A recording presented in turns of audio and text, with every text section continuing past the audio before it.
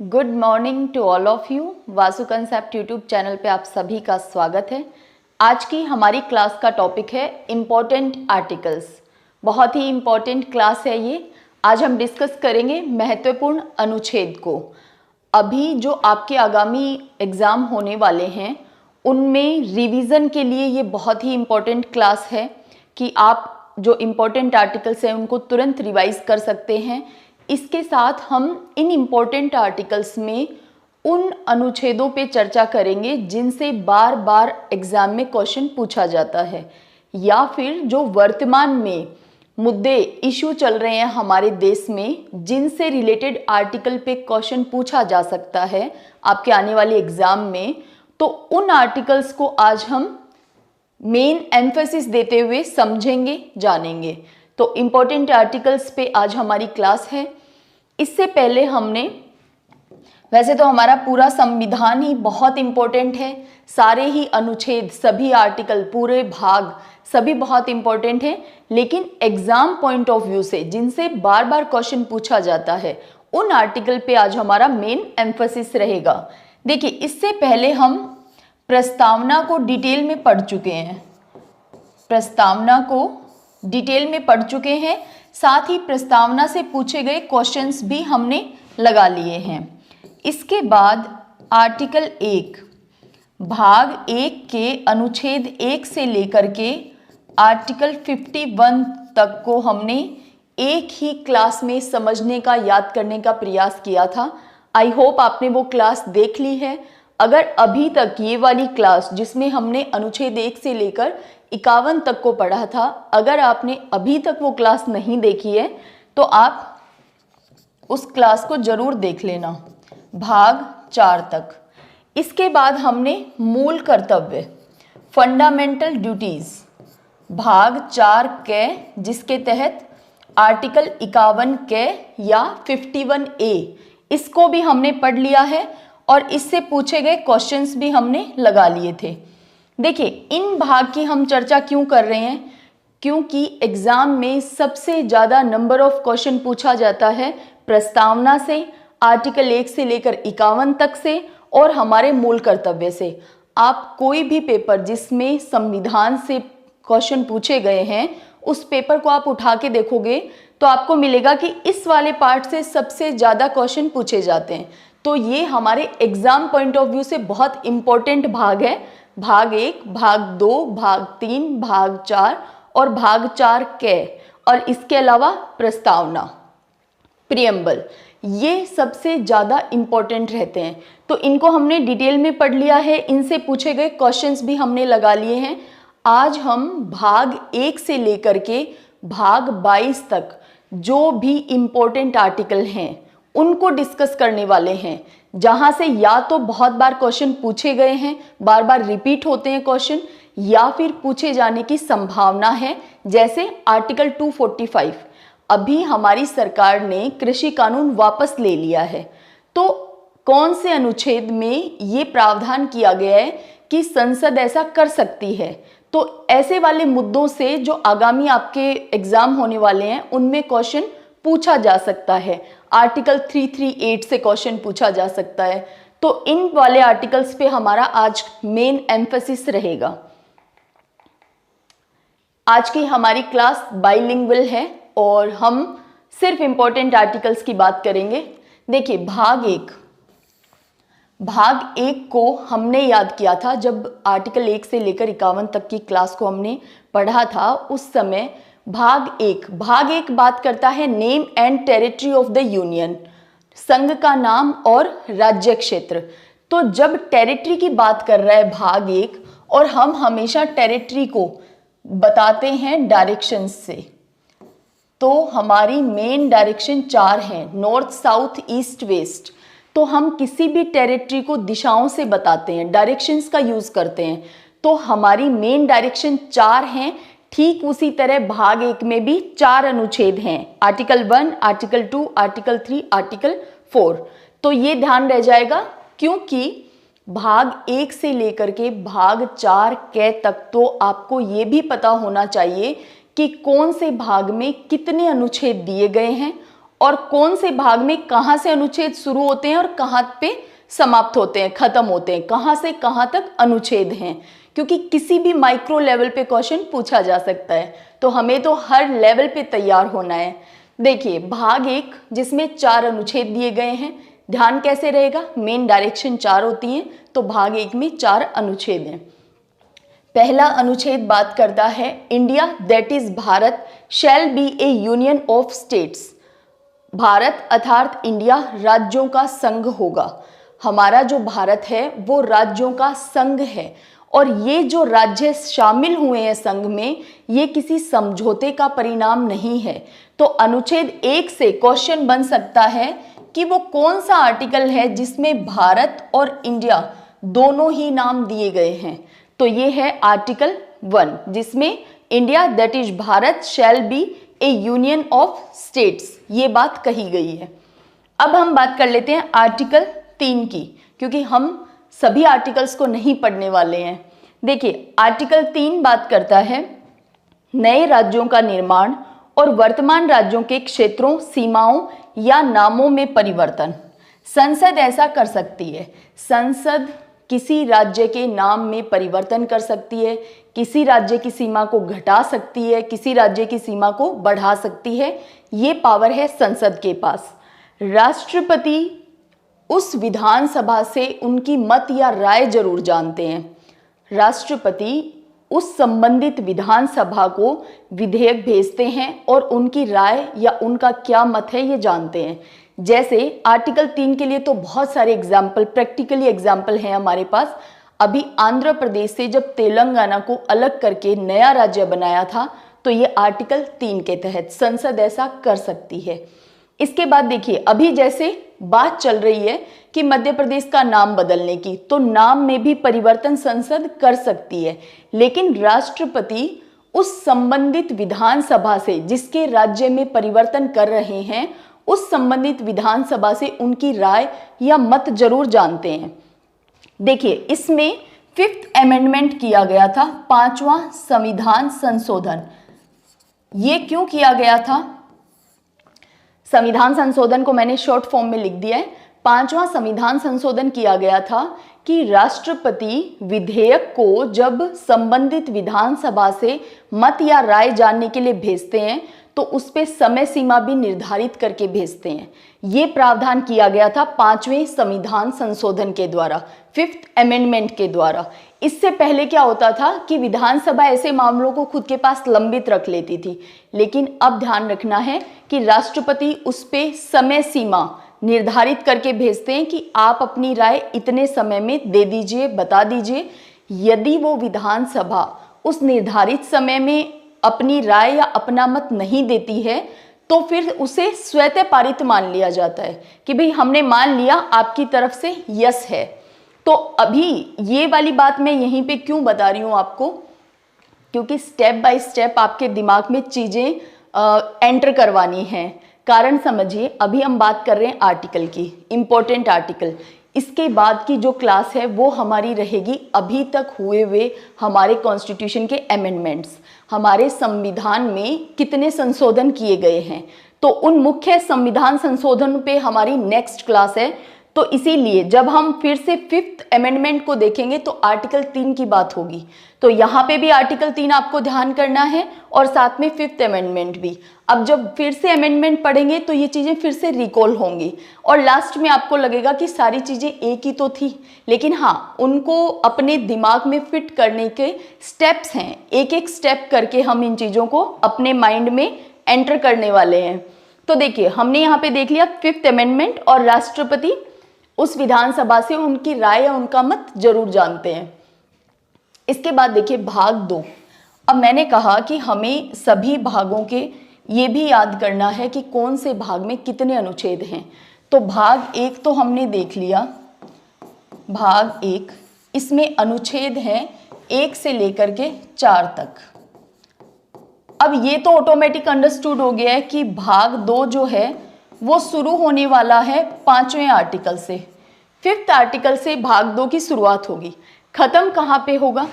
देखिए भाग 3 को हमने इससे पहले वाली क्लास में याद किया था। भाग 3 मल्टीप्लाइड बाई 12, इतना आपको ध्यान रखना है। सिर्फ ये वाली बात आपको ध्यान रखनी है। यहाँ पे 3 इंडिकेट कर रहा है भाग को और 12 इंडिकेट कर रहा है आर्टिकल को, अनुच्छेद को। यानी भाग 3 जो है वो शुरू होता है आर्टिकल 12 से, 12 आर्टिकल से स्टार्ट होता है, यानी भाग 2 समाप्त होगा 11th आर्टिकल पे। तो आर्टिकल 2 में 5 से लेकर 11 तक अनुच्छेद दिए गए हैं। जब हमने भाग 1 में बात की है कि क्षेत्र की, भारत का राज्य क्षेत्र, तो दूसरे भाग में हम बात करने वाले हैं उस क्षेत्र में रहने वाले लोगों की, यानी नागरिकता की, सिटीजनशिप की। शुरू के जो भाग हैं वो एक दूसरे से रिलेटेड ही हैं। तो आप सोचिए, भाग 1 भारत का राज्य क्षेत्र, इसके बाद नागरिक। भाग 3 में उस क्षेत्र में रहने वाले नागरिकों को कौन से अधिकार दिए गए हैं, तो भाग 3 बात करता है मूल अधिकार की। और इसके बाद भाग 4 बात करता है राज्य नीति के निदेशक तत्व, यानी हमारे राज्य के, हमारे देश के, हमारी सरकार के क्या कर्तव्य हैं, कौन से ड्यूटीज हैं उनकी। फिर हम बात करते हैं आर्टिकल 4 के, जिसके अंदर आते हैं मूल कर्तव्य, जो कि सरकार के कर्तव्य, देश के कर्तव्य के बाद में व्यक्तियों के क्या कर्तव्य हैं। तो ये सारे भाग एक दूसरे से रिलेटेड हैं। आई होप आपको ध्यान रहेंगे। देखिए यहाँ पे 12 इंटू 3 हमने याद कर लिया, इज इक्वल टू होता है 36 से शुरू हो जाता है भाग 4। तो ये कौन से भाग में कितने अनुच्छेद हैं ये याद करना आसान है। और 36 से लेकर 51 तक है भाग 4, और भाग 4 के, जिसमें मूल कर्तव्य दिए गए हैं, वो है आर्टिकल 51 के अंदर। अब हम देख लेते हैं भाग 2, जिसमें नागरिकता का प्रावधान किया गया है। आर्टिकल 11 कहता है कि संसद को नागरिकता के अधिकार के लिए विधि बनाने का अधिकार है, या संसद विधि बना सकती है। हमारी जो पार्लियामेंट है वो नागरिकों के लिए विधि, कानून, नियम बना सकती है, ऐसी पावर संसद को दी गई है। अनुच्छेद 11 इंपॉर्टेंट है अभी आने वाले एग्जाम्स के पर्सपेक्टिव से। अब देखिए भाग 3, जो कि वैसे तो पूरा भाग ही याद होना चाहिए, 12 से लेकर के 35 तक सारे अनुच्छेद याद होने चाहिए, लेकिन फिर भी हम यहाँ कोशिश कर रहे हैं कि जिनसे बार बार क्वेश्चन पूछे जाते हैं उनको तो एटलीस्ट हम याद कर लें। देखिए भाग 3 12 से लेकर 35 तक, ये हमें कैसे याद करना है ये अभी हमने देख लिया। भाग 3 में है फंडामेंटल राइट्स, मूल अधिकार, जो हमें दिए गए हैं भारत देश के नागरिक होने के नाते। एक होते हैं मूल अधिकार, एक होता है मानव अधिकार। देखिए मानव अधिकार हमें प्राप्त होते हैं मानव होने के नाते, क्योंकि हम मानव हैं इसलिए हमें मानव अधिकार मिलते हैं, ह्यूमन राइट्स मिलते हैं। लेकिन मूल अधिकार मिलते हैं किसी पर्टिकुलर देश के नागरिक होने के नाते। जैसे यदि कोई भारत का व्यक्ति अमेरिका में जाकर के ये कह दे कि मुझे तो अमेरिका के लोगों को जो मूल अधिकार दिए गए हैं वो भी एक्सरसाइज करने हैं, तो ऐसा पॉसिबल नहीं है। क्यों? क्योंकि अमेरिका ने अपने देश के निवासियों को जो फंडामेंटल राइट्स दे रखे हैं वो अमेरिका के नागरिक होने के नाते दिए गए हैं। हाँ, भारत का कोई व्यक्ति अमेरिका में जाकर के ह्यूमन राइट्स की डिमांड कर सकता है, मानव अधिकार। अब देखिए यहाँ पे इतनी बात तो समझ आ गई कि मानव अधिकार में देशों की सीमाएं जो हैं वो बाधा नहीं होती हैं, यानी मानव अधिकार मानव होने के नाते प्राप्त है और वो सभी देशों में प्राप्त है। ऐसा नहीं कर सकता कोई भी देश कि भाई मानव होने के नाते जो अधिकार, मानव अधिकार, ह्यूमन राइट्स हैं उनको छीन लिया जाए, कभी नहीं। हाँ, मूल अधिकार उसी देश के नागरिक होने के नाते प्राप्त होते हैं, ये सभी देश के नागरिकों को नहीं दिए जा सकते। देखिए आर्टिकल 12 कहता है राज्य की परिभाषा। जैसे ही मूल अधिकार शुरू होते हैं तो वैसे ही सबसे पहला अनुच्छेद है राज्य की परिभाषा, यानी आर्टिकल 12 में डेफिनेशन दी गई है किसकी? स्टेट की। स्टेट को डिफाइन किया गया है। ये क्यों आवश्यकता महसूस हुई कि जब बात मूल अधिकारों की चल रही है तो सीधे ही हमारे अधिकार देने शुरू कर देने चाहिए थे। देखिए पूरे मूल अधिकारों में बार बार ये शब्द मिलता है कि राज्य ऐसा नहीं करेगा, राज्य को निषेध किया जाता है, जैसे राज्य धर्म, जाति, भाषा इनके आधार पे भेदभाव नहीं करेगा, तो बार बार राज्य को रोका गया है। तो सबसे पहले जरूरी हो जाता है कि आखिर ये राज्य क्या है, ये क्या बला है, ये तो डिफाइन कर दिया जाए पहले कि राज्य क्या है। तो देखिए, भारत सरकार, हमारी संसद, राज्यों के अंदर जो विधानमंडल हैं और राज्य की जो सरकार है, ये सभी क्या हैं, राज्य हैं। स्टेट्स की लेजिस्लेचर की बात कर रही हूं मैं। देखिए, बार बार राज्य वर्ड में कंफ्यूज नहीं होना है। एक राज्य होते हैं जैसे यूपी, एमपी, पंजाब, राजस्थान, हरियाणा, ये क्या है, स्टेट हैं, राज्य हैं हमारे। और एक राज्य बार बार भारत के लिए इंडिकेट किया जाता है। भारत को हमारे संविधान में बार बार राज्य शब्द से डिफाइन किया गया है। तो देखिए, यहाँ पे अब आपको कंफ्यूज नहीं होना है। राज्य की परिभाषा कौन सी है, ब्रॉड सेंस वाली, देश के सेंस में कि राज्य क्या है। राज्य है भारत सरकार, हमारी संसद यानी लोकसभा, राज्यसभा। इसके अलावा राज्यों में जो विधानमंडल है, राज्यों की जो सरकार है, इसके अलावा भारत सरकार के नियंत्रण में आने वाली सभी अथॉरिटीज, सभी बॉडीज क्या हैं, राज्य हैं। जो कि बार बार हमें देखने को मिलता है कि राज्य को रोका गया है, मूल अधिकारों के तहत निषेध किया गया है राज्य को। तो सबसे पहले डिफाइन कर दिया राज्य क्या है।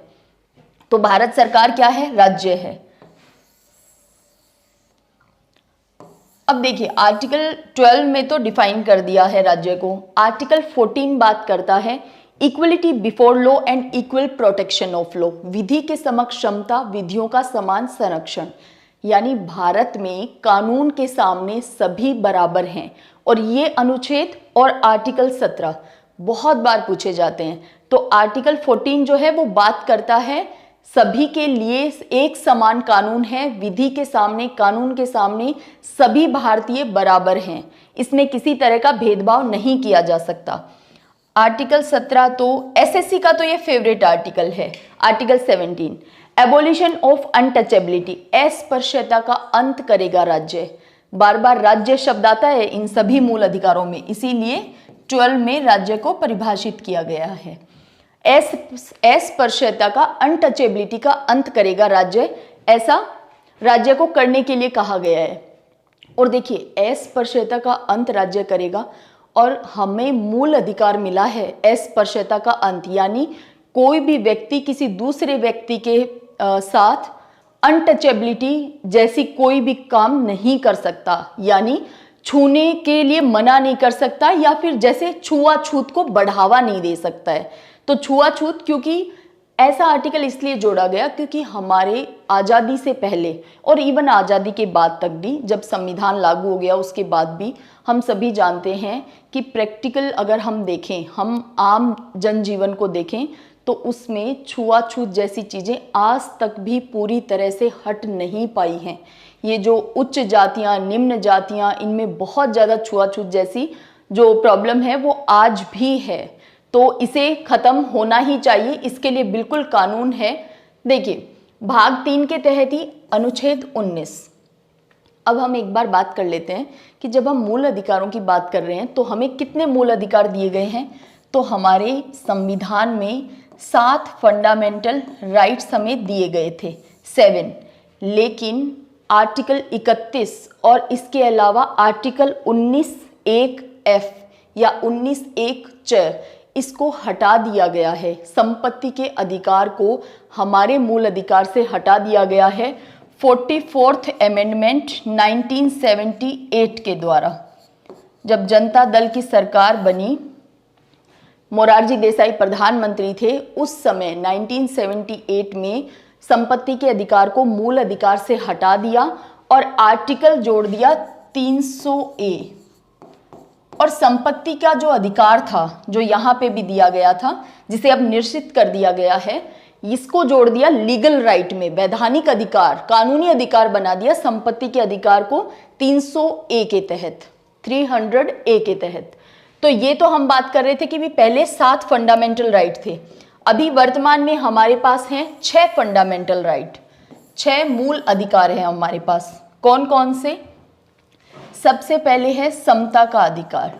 अभी हम याद कर रहे हैं कि कौन से अधिकार में कितने अनुच्छेद आते हैं, क्योंकि ये भी याद होना चाहिए। वैसे हम इस बात को आर्टिकल 1 से 51 तक वाली क्लास में बहुत अच्छे से याद कर चुके हैं, लेकिन आज एक बार फिर देख लेते हैं। समता का अधिकार सबसे पहले ये है आर्टिकल 14 से लेकर 18 तक। इसके बाद है स्वतंत्रता का अधिकार। स्वतंत्रता का अधिकार, राइट टू फ्रीडम 19 से लेकर के 22 तक। इसके बाद है राइट अगेंस्ट एक्सप्लॉयटेशन, शोषण के विरुद्ध अधिकार। शोषण के विरुद्ध अधिकार है आर्टिकल 23 और 24 के अंदर। इसके बाद है धार्मिक स्वतंत्रता का अधिकार, right to freedom of religion, धार्मिक स्वतंत्रता का अधिकार। और धार्मिक स्वतंत्रता हमें दी गई है आर्टिकल 25 से 28 के अंदर। फिफ्थ हमारा राइट है, यहां मेंशन कर लेते हैं, शिक्षा और संस्कृति का अधिकार। शिक्षा और संस्कृति का अधिकार, एजुकेशनल एंड कल्चरल राइट, और ये दिया गया है आर्टिकल 29 और आर्टिकल 30 के अंदर। अब हमारा एक बच गया है sixth fundamental right. Sixth fundamental right है संवैधानिक उपचारों का अधिकार, कॉन्स्टिट्यूशनल रेमेडीज, संवैधानिक उपचारों का अधिकार। तो ये 6 मूल अधिकार हमें दिए गए हैं और ये है आर्टिकल 32 में। अब देखिए आर्टिकल 30 के बाद संपत्ति का अधिकार हटा दिया गया है। 44th अमेंडमेंट 1978 मुख्य संविधान संशोधन को पढ़ते समय हम फिर से ये बात रिपीट करेंगे, तो इसलिए टेंशन नहीं लेनी है।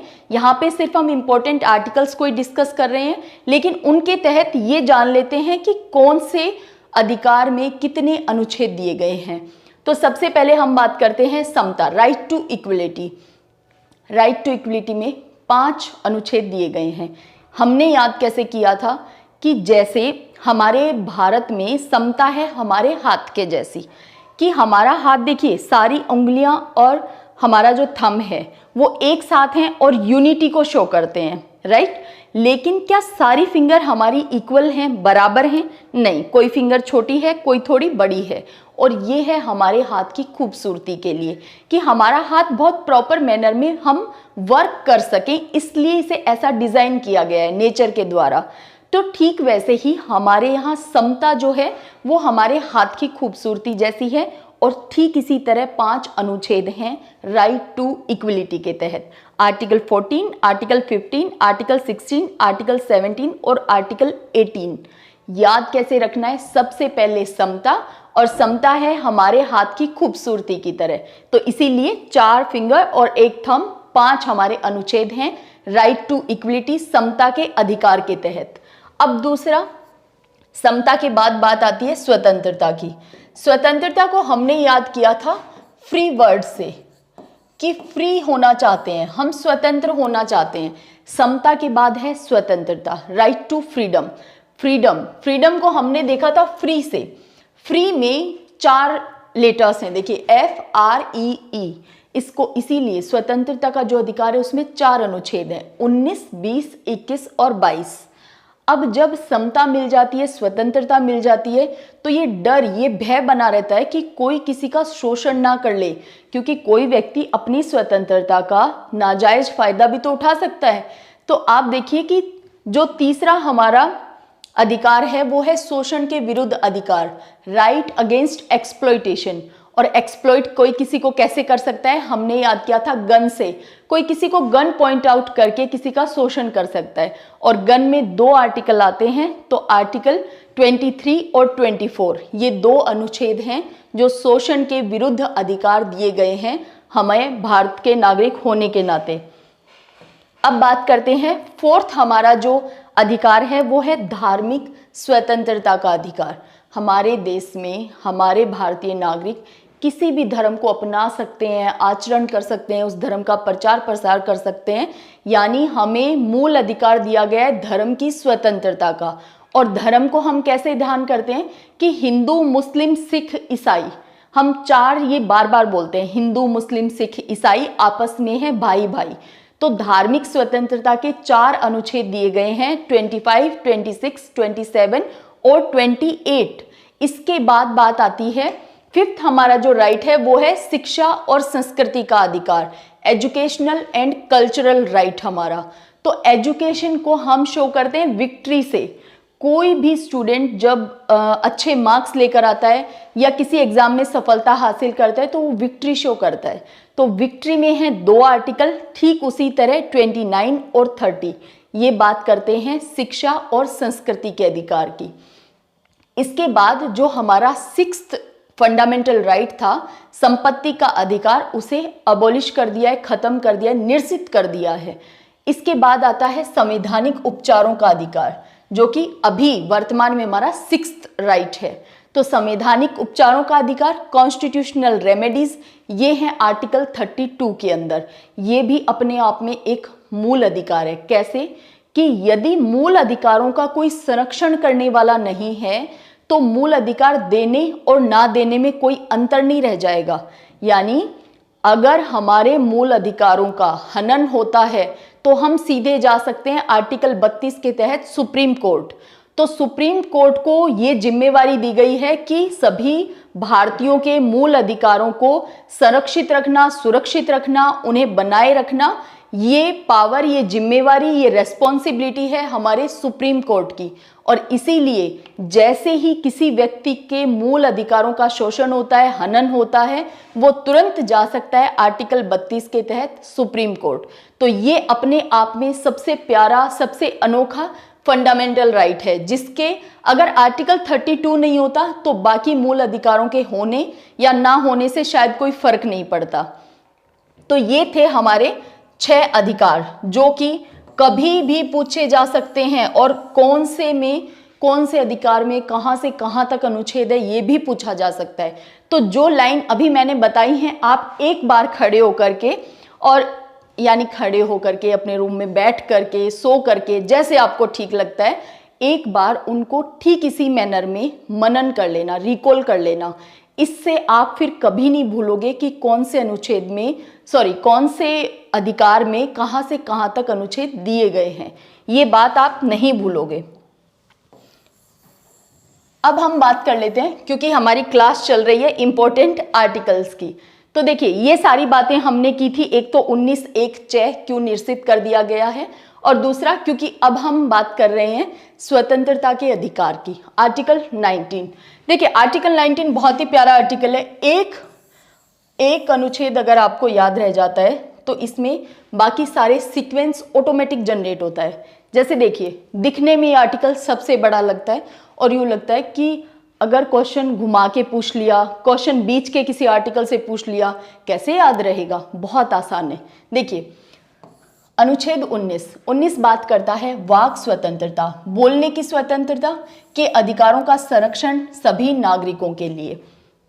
19(1)(a), 19(1)(क) ये बोलने, अभिव्यक्ति की स्वतंत्रता की बात करता है। सबसे पहले 19(1)(a) बात करता है हमारे बोलने की आज़ादी की, हमारी वाक और अभिव्यक्ति की स्वतंत्रता की।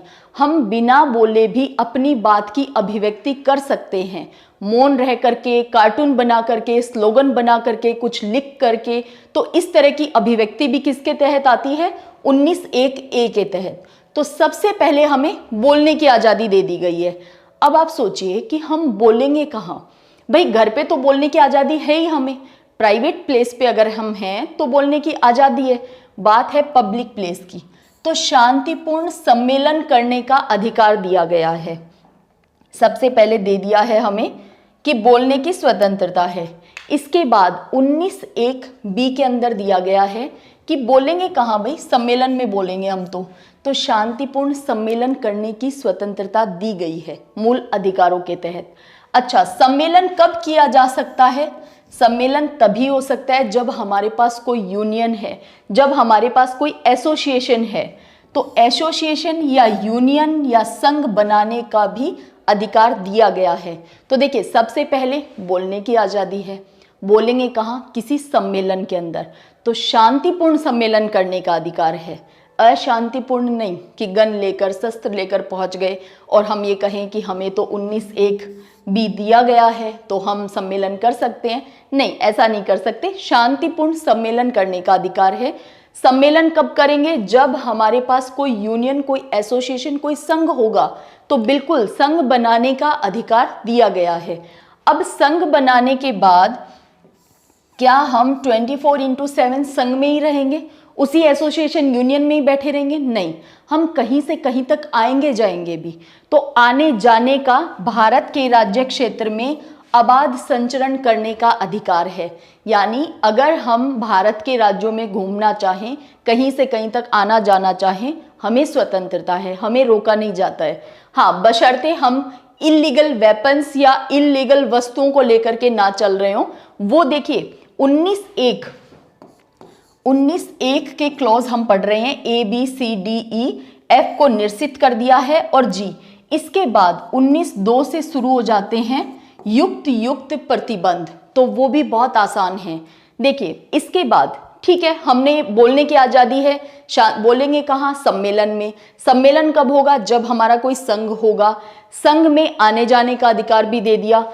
अब देखिए, संघ में आएंगे जाएंगे कहाँ से? भाई, हमें घर बनाने की, बसने की भी स्वतंत्रता चाहिए, बिल्कुल दी गई है। 19(1) के अंदर निवास करने की, बस जाने की स्वतंत्रता दी गई है। इसके बाद देखिए, सीक्वेंस बहुत प्यारा था। भाई, निवास करने और बस जाने के लिए पैसे तो चाहिए, तो देखिए ये वाला निश्चित कर दिया, वरना सीक्वेंस बिल्कुल प्यारा ही था।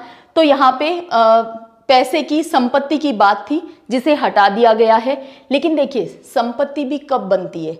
जब हम कोई व्यापार, कारोबार करते हैं। बिना काम किए तो संपत्ति बन नहीं सकती है। तो देखिए, व्यापार करने की, प्रोफेशन, ऑक्यूपेशन अपनाने की, व्यापार करने की, कारोबार करने की, ये भी स्वतंत्रता दी गई है। तो इनका सीक्वेंस बहुत प्यारा जनरेट होता है, बशर्ते आपको एक याद रह जाए कि 19(1) कहता है बोलने की, अभिव्यक्ति की स्वतंत्रता हमें दी गई है। बोलेंगे कहाँ? सम्मेलन के अंदर। सम्मेलन कब होगा? जब हमारे पास कोई एसोसिएशन, कोई संघ होगा। संघ है तो सारे दिन हम संघ में नहीं रह सकते, हमें कहीं से कहीं तक आने जाने की भी स्वतंत्रता चाहिए। आएंगे जाएंगे कहाँ से? घर से, तो हमें निवास करने की, बसने की स्वतंत्रता चाहिए। और बसेंगे कब? जब संपत्ति है, लेकिन संपत्ति को हटा दिया है। इसे ऐसे ही याद रखना है ताकि ये निश्चित जो किया गया है, खत्म जो किया गया है, वो भी आपको ध्यान रहे कि कौन सा आर्टिकल खत्म किया गया है। तो 19(1) को खत्म किया गया है। अच्छा, संपत्ति को खत्म कर दिया, लेकिन संपत्ति अर्जित कब कर सकते हैं? जब हम व्यापार करें, कारोबार करें, तो इसकी भी आजादी है। अब देखिए, ठीक इसी मैनर में इन पे प्रतिबंध हैं। सबसे पहले प्रतिबंध लगा देते हैं 19(2) के तहत बोलने की, अभिव्यक्ति की स्वतंत्रता पे प्रतिबंध लगाया जा सकता है। कब? अगर हमारे देश की रक्षा, सुरक्षा की बात हो, यदि हमारे बोलने से हमारे इंटरनेशनल रिलेशन खराब हो रहे हों, तो ऐसी अभिव्यक्ति को रोका जा सकता है। किसके तहत? 19(2) के तहत। ठीक है। इसके बाद देखिए, शांतिपूर्ण सम्मेलन को रोका जा सकता है 19(3) के तहत। इन पे तुरंत ही युक्त आधार पे प्रतिबंध है। 19(3) के अंदर शांतिपूर्ण सम्मेलन पे रोक लगाई जा सकती है और आधार वही है कि भाई देश की सुरक्षा का मामला, आंतरिक अशांति अगर चल रही है हमारे सम्मेलन करने से, तो ऐसा नहीं किया जा सकता। या फिर कोई व्यक्ति सम्मेलन के अंदर भड़काऊ भाषण दे रहा है जिससे जनता उग्र हो रही है, तो ऐसा भी नहीं हो सकता। इसके बाद संघ बनाने पे 19(4) के तहत रोक लगाई जा सकती है कि यदि जो एसोसिएशन हमने बनाया है वो देश के विभाजन का काम कर रहा है, तो ऐसे एसोसिएशन का क्या काम है, तो उस पर भी प्रतिबंध लगाया जा सकता है। इसके बाद देखिए, डी और ई, इन पे है 19(5) के तहत प्रतिबंध कि हमारे संचरण यानी हमारे आने जाने और हमारे निवास करने पे भी, बस जाने पे भी प्रतिबंध लगाया जा सकता है 19(5) के तहत। अब देखिए, 19(1) को निश्चित कर दिया है, 19(1) 19(6) के तहत इस पे प्रतिबंध है। तो सिर्फ 2 आर्टिकल एक साथ हैं, बाकी युक्त आधार पे तुरंत प्रतिबंध भी हैं। तो आई होप आर्टिकल 19 अब आप नहीं भूलोगे। और ये इंपॉर्टेंट आर्टिकल है क्योंकि यहाँ पे थोड़ा सा एसएमएस की स्थिति बन जाती है एग्जाम हॉल में, जब 19(1) घ लिख करके कोई क्वेश्चन पूछ लिया जाता है, या फिर ऑप्शन में ये दे देते हैं क ख ग घ या च या छ, तो फिर दिमाग पूरा घूम जाता है किसमें क्या था। इसलिए वहां पे तुरंत अपने दिमाग में फर्स्ट ए से लेकर के और एफ तक को तुरंत रिकॉल, जी तक को तुरंत रिकॉल कर लो, तो फिर ऑप्शन गलत हो ही नहीं सकता। देखिए नेक्स्ट आर्टिकल, आर्टिकल 21। ये आर्टिकल तो सबसे प्यारा है क्योंकि सुप्रीम कोर्ट ने अपने वर्डिक्ट देते समय बार बार इस आर्टिकल की इतनी बार व्याख्या की है, और ये बहुत ब्रॉड सेंस में है। कैसे? प्राण और दैहिक स्वतंत्रता, protection of life and personal liberty. देखिए शुद्ध हवा में सांस लेना भी आर्टिकल 21 के तहत हमारा मूल अधिकार है। अच्छा भोजन करना, इसके अलावा स्वच्छ पानी हमें प्राप्त होना चाहिए, यह हमारा मूल अधिकार है। तो ये इतना ब्रॉड है, तो आर्टिकल 21 पता होना ही चाहिए। Life with dignity, protection of life and personal liberty, यानी जीवन हमारा जो है वो गरिमा में होना चाहिए। तो ये आर्टिकल 21 कहता है। अभी हमने देखा था धार्मिक स्वतंत्रता के अधिकार 25, 26, 27 और 28 में हैं। तो आर्टिकल 25 कहता है धर्म का आचरण, क्योंकि आर्टिकल 25 सबसे ज़्यादा बार पूछा जाता है। धर्म का आचरण और प्रचार करने की स्वतंत्रता, freedom of practice and propagation of religion. अगर हमारा मन करता है कि हम नमाज अदा करें तो बिल्कुल हम कर सकते हैं। हमारा मन करता है हम चर्च में जाएं, हम जा सकते हैं। हमारा मन कर रहा है पूजा पाठ करने का, बिल्कुल कर सकते हैं। किसी भी धर्म का आचरण करने के लिए हम स्वतंत्र हैं। इसके अलावा हम हमारे धर्म का प्रचार भी कर सकते हैं। ऐसी स्वतंत्रता हमें आर्टिकल 25 के तहत दी गई है। हाँ, बहुत बार इन अनुच्छेद का यूं लगता है कि मिसयूज हो रहा है, तो ऐसी जब स्थितियां चल रही हों तो ऐसे अनुच्छेदों से क्वेश्चन पूछा जाना बहुत स्वाभाविक होता है। तो आपको 25 पता होना चाहिए। आर्टिकल 32, क्योंकि सबसे शानदार आर्टिकल है ये तो। आर्टिकल 32 संवैधानिक उपचारों का अधिकार, remedies for enforcement of right. भाई जो अधिकार हमें दिए गए हैं, यदि उनमें कोई गड़बड़ हो जाती है, कोई दिक्कत आती है, यदि वो लागू नहीं हो रहे हैं, तो ऐसे में उपचार करने का अधिकार है सुप्रीम कोर्ट के पास। सुप्रीम कोर्ट मूल अधिकारों के हनन होने पे रिट जारी कर सकता है आर्टिकल 32 के तहत। आर्टिकल 35 कहता है कि यदि मूल अधिकारों को प्रभावी बनाना है तो संसद कानून बना सकती है। जैसे अस्पृश्यता का अंत हमें करना है, छुआछूत का अंत हमें करना है। आर्टिकल 17 में ये बात लिख दी कि अस्पृश्यता का अंत होना चाहिए, ये मूल अधिकार है कि कोई किसी के साथ छुआछूत जैसा व्यवहार ना करे। लेकिन इसके लिए सरकार को नियम कानून तो बनाने पड़ेंगे, अदरवाइज हम किसी को छुआछूत जैसे करने पे, व्यवहार करने पे दंड कैसे देंगे। तो इसीलिए संसद नियम बना सकती है, कानून बना सकती है मूल अधिकारों को लागू करने के लिए। यानी इस भाग के उपबंधों को प्रभावी बनाने के लिए संसद नियम कानून बना सकती है। अब बात करते हैं भाग 4। देखिए एक इंपॉर्टेंट बात क्या है कि भाग 3 में मूल अधिकारों का हनन होने पे सुप्रीम कोर्ट जाया जा सकता है, और आर्टिकल 226 के तहत हाई कोर्ट भी जाया जा सकता है। अभी जब हम हाई कोर्ट के इंपॉर्टेंट आर्टिकल देखेंगे उसमें 226 भी आ जाएगा। लेकिन भाग 4 के किसी अनुच्छेद के लिए किसी भी न्यायालय में नहीं जाया जा सकता। ये ध्यान रखना है कि नीति निदेशक तत्व, directive principle of state policy के लिए कभी भी किसी भी न्यायालय में नहीं जाया जा सकता, क्योंकि इसकी परिकल्पना की गई थी कि भाई जैसे जैसे राज्य सशक्त होगा, यानी हमारा देश जैसे जैसे सशक्त होगा, जैसे जैसे विकास करेगा, वैसे वैसे ये सारे कर्तव्य राज्य पूरे करते जाएगा, और राज्य ऐसा कर भी रहा है। तो ये राज्य के एक्चुअल में कर्तव्य हैं, और डीपीएसपी को हम देखते हैं पिता और पुत्र की भूमिका में, कि भाई हर पिता चाहता है कि उसके पुत्र को, उसके बेटे को हर तरह की सुख सुविधाएं मिले। ये हर दुनिया का बाप चाहता है ना। लेकिन यदि उस पिता के पास संसाधन नहीं है, यदि किसी कारणवश वो ऐसा नहीं कर सकता, तो क्या पुत्र उसके लिए न्यायालय में चला जाएगा कि भाई मेरे पिता ने मेरे लिए ऐसा नहीं किया? कभी नहीं। तो ठीक वैसे ही इनके लिए, डीपीएसपी के लिए कभी भी किसी कोर्ट में नहीं जाया जा सकता कि भी सरकार ने तो लिख रखा है कि ऐसा करेंगे लेकिन कर ही नहीं रही है तो हम कोर्ट पहुंच गए, ऐसा नहीं है। तो ये क्वेश्चन के रूप में पूछा जा सकता है। देखिए भाग 4 जो है वो 36 से शुरू हो रहा है। हमने सिर्फ एक ही चीज याद की थी, भाग 3 मल्टीप्लाइड बाई 12, बस। जैसे ही 36 इसका आंसर आया, भाग 4 शुरू हो गया। भाग 4 में सबसे पहले हम देखते हैं आर्टिकल 40, ग्राम पंचायतों का गठन। राज्य का कर्तव्य है कि वो ग्राम पंचायतों का गठन करेगा और इसीलिए हमारा जो संविधान संशोधन 73 और 74th अमेंडमेंट हुए थे वो इसी के नाते किए गए थे। देखिए आर्टिकल 44, आर्टिकल 40 है ग्राम पंचायतों का गठन करना राज्य का कर्तव्य है। आर्टिकल 44 है यूनिफॉर्म सिविल कोड, एक समान सिविल संहिता। वैसे तो हमारे देश में कानून के सामने सभी बराबर हैं, सबके लिए एक समान कानून है, लगभग यूनिफॉर्म सिविल कोड है, लेकिन तलाक, विवाह, संपत्ति, ऐसे कुछ नियम हैं अलग अलग धर्मों में जिनको अभी तक सभी नागरिकों के लिए एक करने का प्रयास सरकार कर रही है, किया नहीं गया है। तो इसीलिए हम बढ़ रहे हैं यूनिफॉर्म सिविल कोड की तरफ। आर्टिकल 54 ध्यान रखना है क्योंकि 3 तलाक वाला मसला काफी चर्चा में रहा था, तो क्वेश्चन पूछा जा सकता है।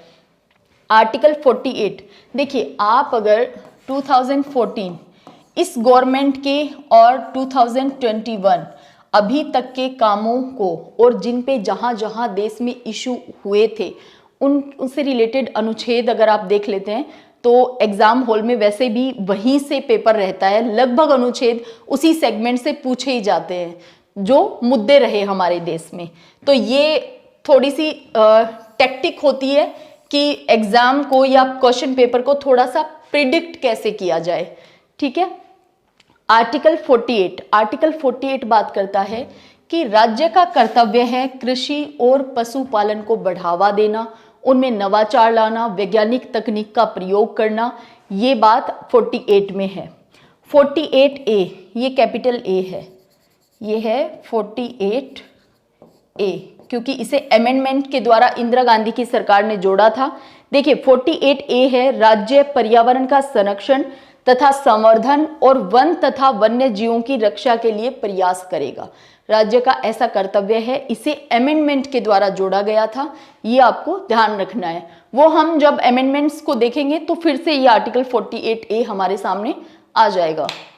अब देखिए आर्टिकल 50, क्योंकि भाग 4 है 51 तक।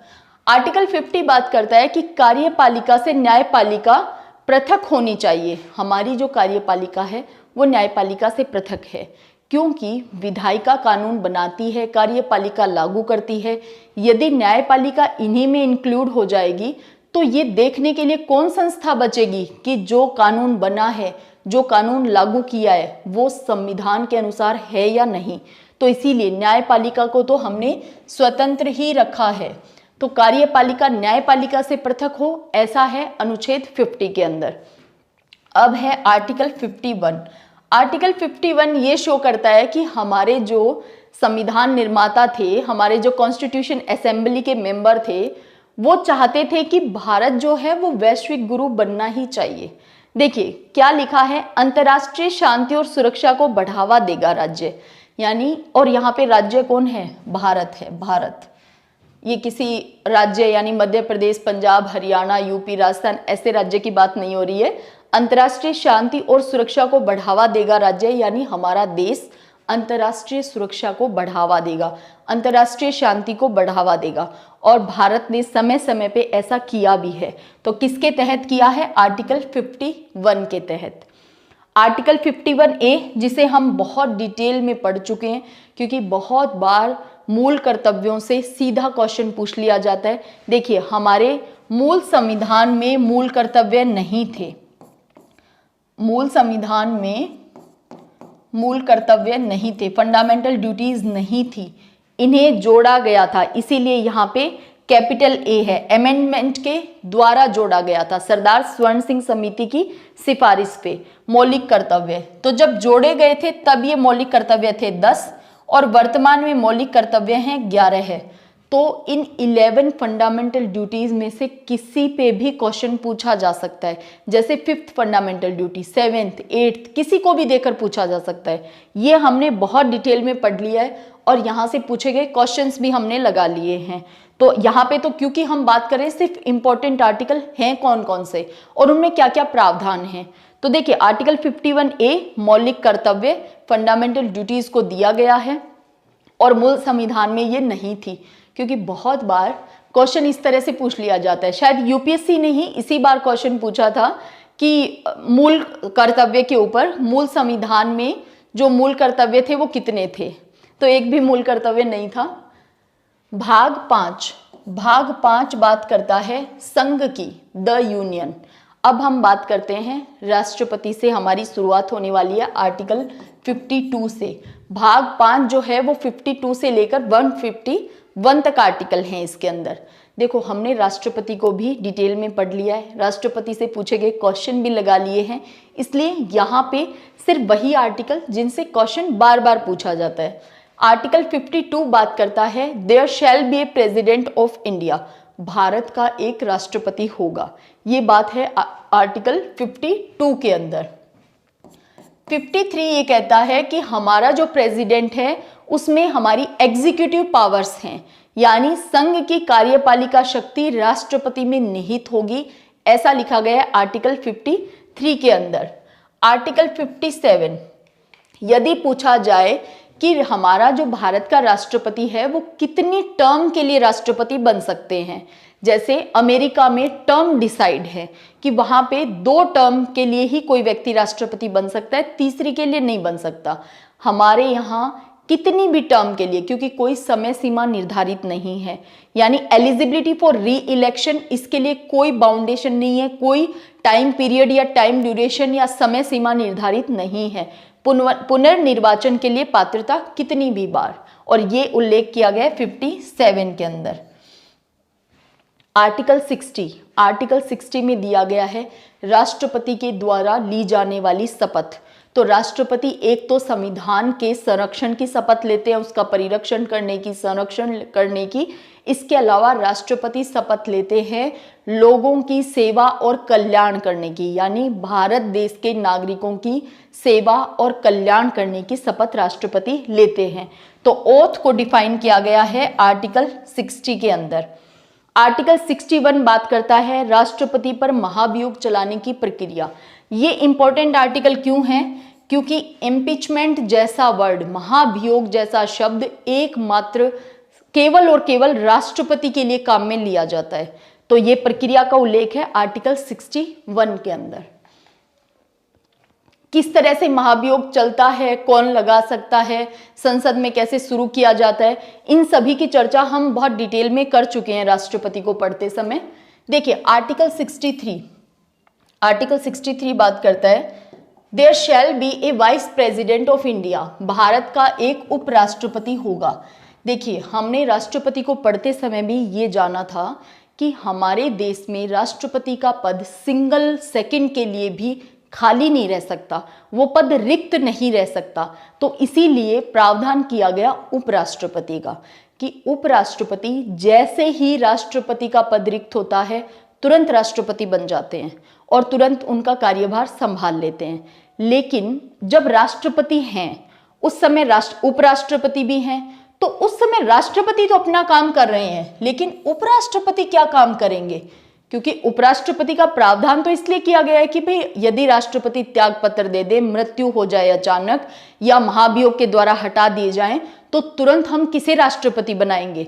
चुनाव होने से पहले तो उपराष्ट्रपति को बना देंगे, इसलिए उपराष्ट्रपति का पद सृजित किया गया है। तो बाकी समय में मान लेते हैं कि राष्ट्रपति कंटिन्यू चल रहे हैं, तो एक बात बताओ उस समय उपराष्ट्रपति क्या करेंगे? तो आर्टिकल 64 के तहत उपराष्ट्रपति राज्यसभा का पदेन सभापति होगा, यानी उपराष्ट्रपति बनते ही वह व्यक्ति अपने आप राज्यसभा का सभापति बन जाता है, उसके लिए कोई और प्रक्रिया नहीं है। तो जैसे ही कोई व्यक्ति उपराष्ट्रपति बना वो राज्यसभा का सभापति बन गया है, ताकि उपराष्ट्रपति भी काम करें। कैसे? राज्यसभा के सभापति के रूप में, वरना उपराष्ट्रपति के लिए तो कोई वेतन भत्ते हैं ही नहीं, तो उपराष्ट्रपति पद को सृजित क्यों किया गया? अब देखिए, उपराष्ट्रपति जो है वो राज्यसभा के सभापति के रूप में कार्य करते हैं। जैसे ही राष्ट्रपति का पद रिक्त हुआ, उपराष्ट्रपति तुरंत बन जाते हैं राष्ट्रपति, और फिर यहाँ पे सभापति का पद जो है वो उपसभापति संभाल लेते हैं। इस तरह का प्रावधान हमारे संविधान में किया गया है। तो देखिए, यहाँ पे उपराष्ट्रपति को वेतन भत्ते सभी प्राप्त होते हैं राज्यसभा का सभापति होने के नाते। तो ये प्रावधान आर्टिकल 64 में किया गया है कि उपराष्ट्रपति राज्यसभा के पदेन सभापति होते हैं, ये ध्यान रखना है। आर्टिकल 72 बात करता है power to president to grant pardons, राष्ट्रपति की क्षमा करने की शक्ति। ये हमने देखा था कि राष्ट्रपति मृत्युदंड को माफ कर सकते हैं पूरी तरह, सजा की प्रकृति बदल सकते हैं, सजा की अवधि बदल सकते हैं। किसी विशेष परिस्थिति में यदि कोई अपंग है, दिव्यांग है, कोई गर्भवती महिला है, तो उसकी सजा के लिए भी प्रावधान कर सकते हैं कम करने का। तो ये आर्टिकल 72 में हमने अच्छे से पढ़ लिया था। अभी हमें याद क्या रखना है कि आर्टिकल 72 बात करता है राष्ट्रपति की क्षमा देने की शक्ति की। आर्टिकल 74 कहता है राष्ट्रपति को सहायता देने के लिए और सलाह देने के लिए एक मंत्री परिषद होगी जिसका प्रधानमंत्री होगा। एक council of ministers with the prime minister to aid and advise the president.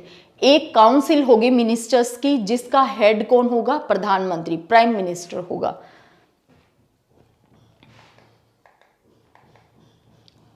अब देखिए आर्टिकल 75 जो है वो काफी बार, जैसे 75(1) या 75(2), 75(3) यहां से क्वेश्चन पूछ लेता है। तो हम 75 को पूरा ही पढ़ने वाले हैं। देखिए, आर्टिकल 75 सबसे पहले तो बात करता है प्रधानमंत्री की नियुक्ति राष्ट्रपति करेगा और अन्य मंत्रियों की नियुक्ति राष्ट्रपति प्रधानमंत्री की सलाह पर करेगा। Article 75(1)(a).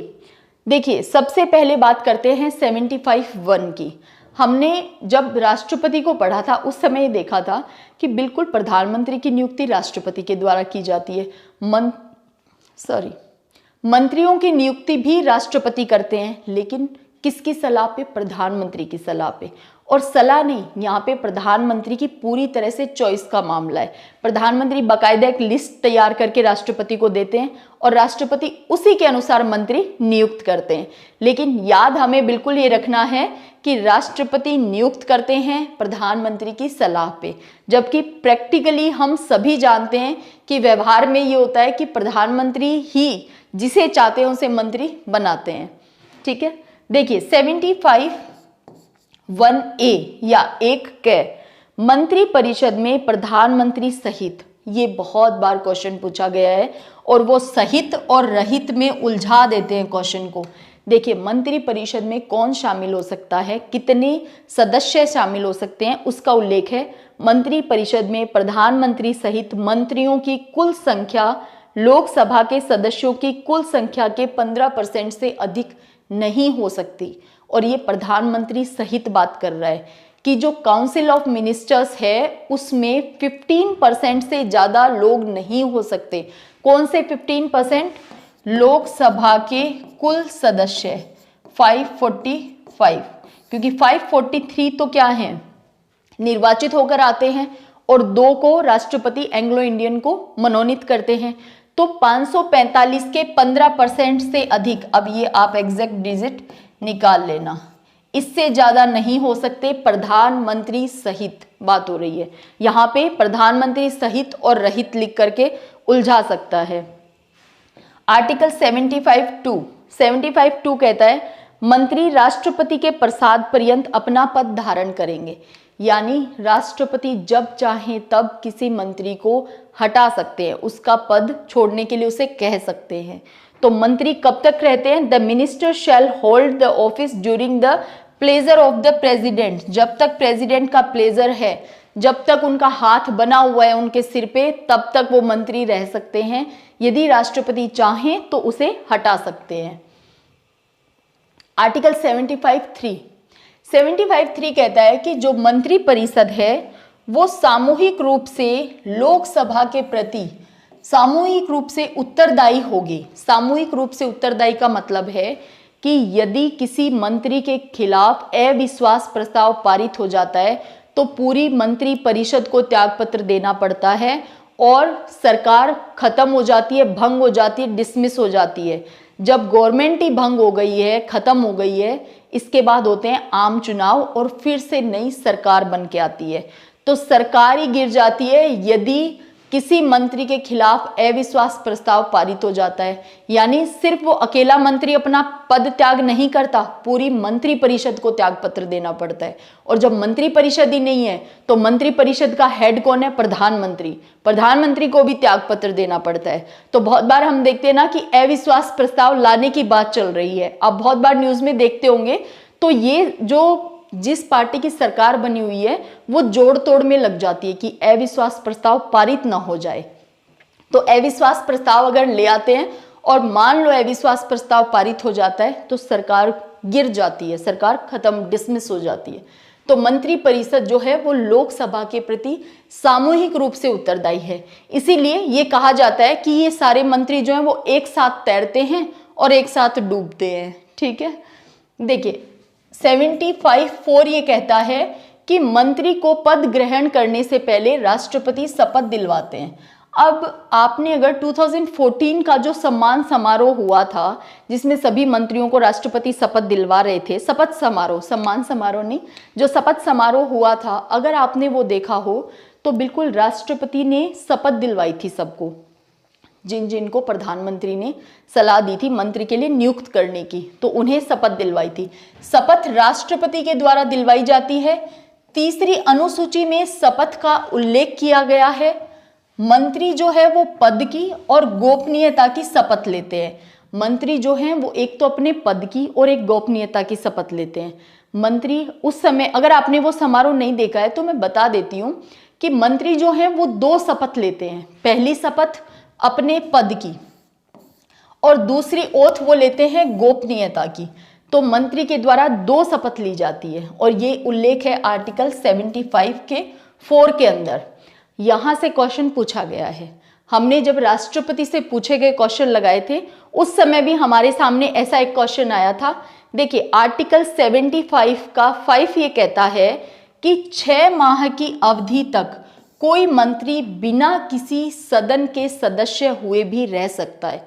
यानी कोई व्यक्ति मंत्री बना हुआ है और वो किसी भी सदन का सदस्य नहीं है तो वो केवल 6 महीने तक मंत्री पद पे रह सकता है, उसके बाद उसे वो पद छोड़ना ही पड़ता है। और हाँ, यदि 6 माह के अंदर वो सदस्यता ले लेता है, किसी भी सदन की सदस्यता वो ले लेता है, फिर वो मंत्री बना रह सकता है।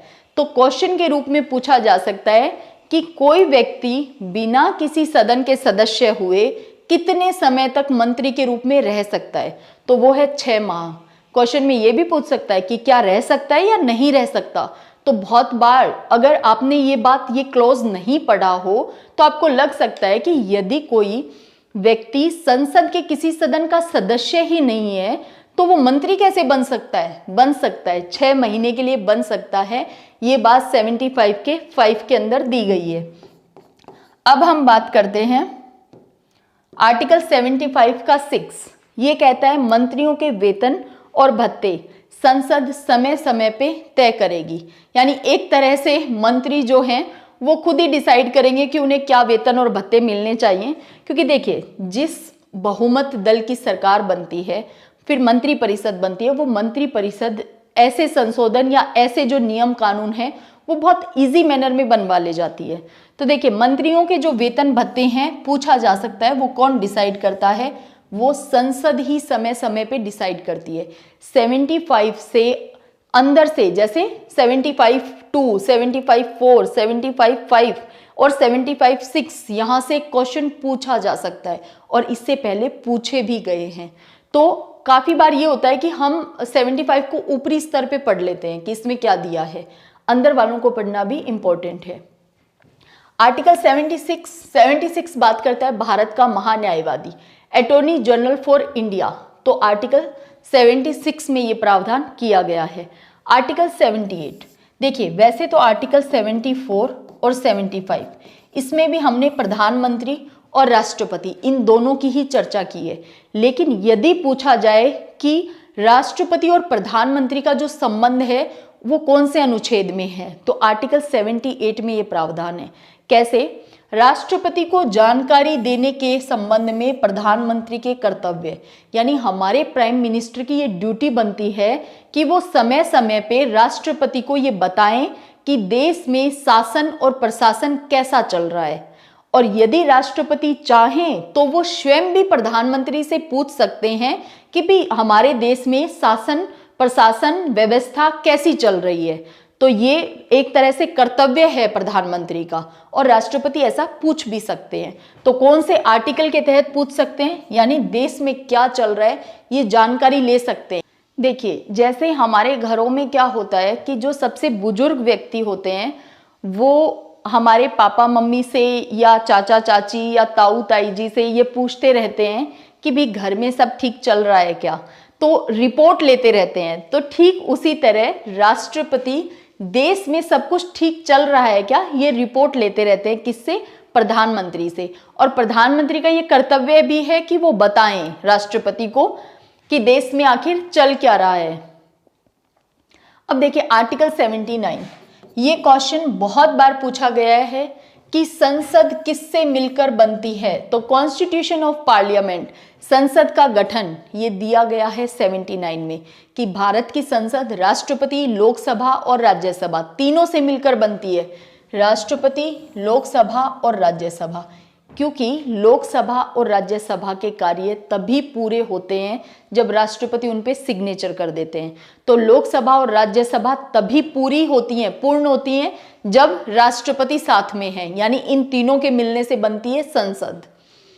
आर्टिकल 80 बात करता है राज्यसभा की संरचना की, composition of the council of states. Article 81 बात करता है लोकसभा की संरचना की। देखिए 79, 80 और 81 इनको याद करना बहुत आसान है। 79 में संसद की बात कर दी, और संसद का मतलब राष्ट्रपति, लोकसभा और राज्यसभा। आर्टिकल 79 बात करता है संसद की, आर्टिकल 80 बात करता है राज्यसभा की, और आर्टिकल 81 बात करता है लोकसभा की। तो इसे ऐसे भी ध्यान रखते हैं कि सबसे पहले क्या है भाई, संसद तो बड़ी है। अब संसद के अलग अलग भिन्न भिन्न अंग हैं। राज्यसभा, अब इसे हम अपर हाउस कहते हैं राज्यसभा को। इसके बाद लोकसभा, लोकसभा में इसको लोअर हाउस कहते हैं क्योंकि इसमें निर्वाचित प्रतिनिधि पहुंचते हैं। लोकसभा और राज्यसभा, तो पहले राज्यसभा, क्योंकि राज्यसभा कभी भी भंग नहीं होती है। तो पहले संसद, फिर राज्यसभा, फिर लोकसभा। तो आर्टिकल 79, 80 और 81 ये तो तीनों सीक्वेंस में ही याद होने चाहिए। आर्टिकल 84 बात करता है सांसद के लिए योग्यता, और ये जो अर्हता शब्द है इसे एग्जामिनर क्वेश्चन में दे देते हैं। तो अर्हता, योग्यता, एलिजिबिलिटी, क्वालिफिकेशन, ये वर्ड आपको ध्यान होना चाहिए। तो qualification for membership of parliament, भाई संसद का सदस्य बनने के लिए कौन सी योग्यताएं चाहिए, इस बात का उल्लेख 84 में है। यहाँ पे लोकसभा या राज्यसभा नहीं, सांसद बनने की बात की है, यानी संसद का सदस्य, वो लोकसभा का भी हो सकता है, राज्यसभा का भी, दोनों का। आर्टिकल 99 बात करता है सदस्यों द्वारा शपथ। अब हमने ये तो देख लिया कि मंत्रियों को शपथ राष्ट्रपति ने दिलवा दी है, लेकिन जो अन्य निर्वाचित लोग हैं उनको शपथ कौन दिलवाता है। तो आर्टिकल 99 में ये प्रावधान किया गया है कि अन्य को भी राष्ट्रपति के द्वारा शपथ दिलवाई जाती है, या फिर राष्ट्रपति जिस व्यक्ति को नियुक्त करते हैं वो व्यक्ति अन्य को शपथ दिलवाता है, यानी राष्ट्रपति नियुक्त भी कर सकते हैं किसी को। ये बात लिखी गई है आर्टिकल 99 में। तो पूछा जा सकता है कि क्या अन्य सदस्यों को शपथ भी राष्ट्रपति के द्वारा ही दिलवाया जाना जरूरी है? नहीं, ऐसा कोई अनिवार्य नहीं है। राष्ट्रपति किसी व्यक्ति को नियुक्त कर सकते हैं, और राष्ट्रपति प्रोटम स्पीकर को नियुक्त कर देते हैं, और प्रोटम स्पीकर दो काम करते हैं। हमने राष्ट्रपति पढ़ते समय भी ये बात देखी थी। प्रोटम स्पीकर दो काम करते हैं। सबसे पहले तो ये कि अन्य सदस्यों को शपथ दिलवाते हैं, दूसरा ये काम करते हैं कि जब तक लोकसभा का अध्यक्ष नहीं चुन लिया जाता तब तक प्रोटेम स्पीकर लोकसभा की अध्यक्षता करते हैं। तो ये आर्टिकल 99 में है कि अन्य सदस्यों को शपथ कौन दिलवाता है, राष्ट्रपति या राष्ट्रपति के द्वारा नियुक्त किया गया कोई अन्य व्यक्ति। आर्टिकल 100, कुछ डिजिट ऐसी होती हैं जो हमारे दिमाग में तुरंत स्ट्राइक करती हैं, जैसे आर्टिकल 50, आर्टिकल 100। तो ये ना ऐसा नंबर है जो हमें स्ट्राइक करता है, तो इनको तो हमें वैसे भी याद रखना चाहिए कि 50 हो गया, 100 हो गया, 123 हो गया, 222 हो गया, ये कुछ यूनिक डिजिट हैं। तो देखिए आर्टिकल 100 कहता है सदनों में मतदान। हम देखते हैं ना कि लोकसभा में विधेयक पे मतदान होता है, राज्यसभा में विधेयक पे मतदान होता है। रिक्तियों के होते हुए भी सदस्यों के कार्य करने की शक्ति और गणपूर्ति यानी कोरम, यानी कम से कम कितने सदस्य सदन में उपस्थित होने चाहिए कि सदन की कार्यवाही आगे बढ़ सके, तो उसे हम कहते हैं कोरम या गणपूर्ति। तो सबसे पहले सदनों में मतदान, जैसे किसी विधेयक पे मतदान हुआ और मत जो हैं वो 50-50% हो गए हैं, यानी कोई निर्णय नहीं निकल कर आया, तो ऐसे में निर्णायक मत देने का अधिकार होता है लोकसभा के अध्यक्ष के पास और राज्यसभा में सभापति के पास। तो अध्यक्ष और सभापति का जो मत होता है, इसीलिए इसे कहते हैं निर्णायक मत।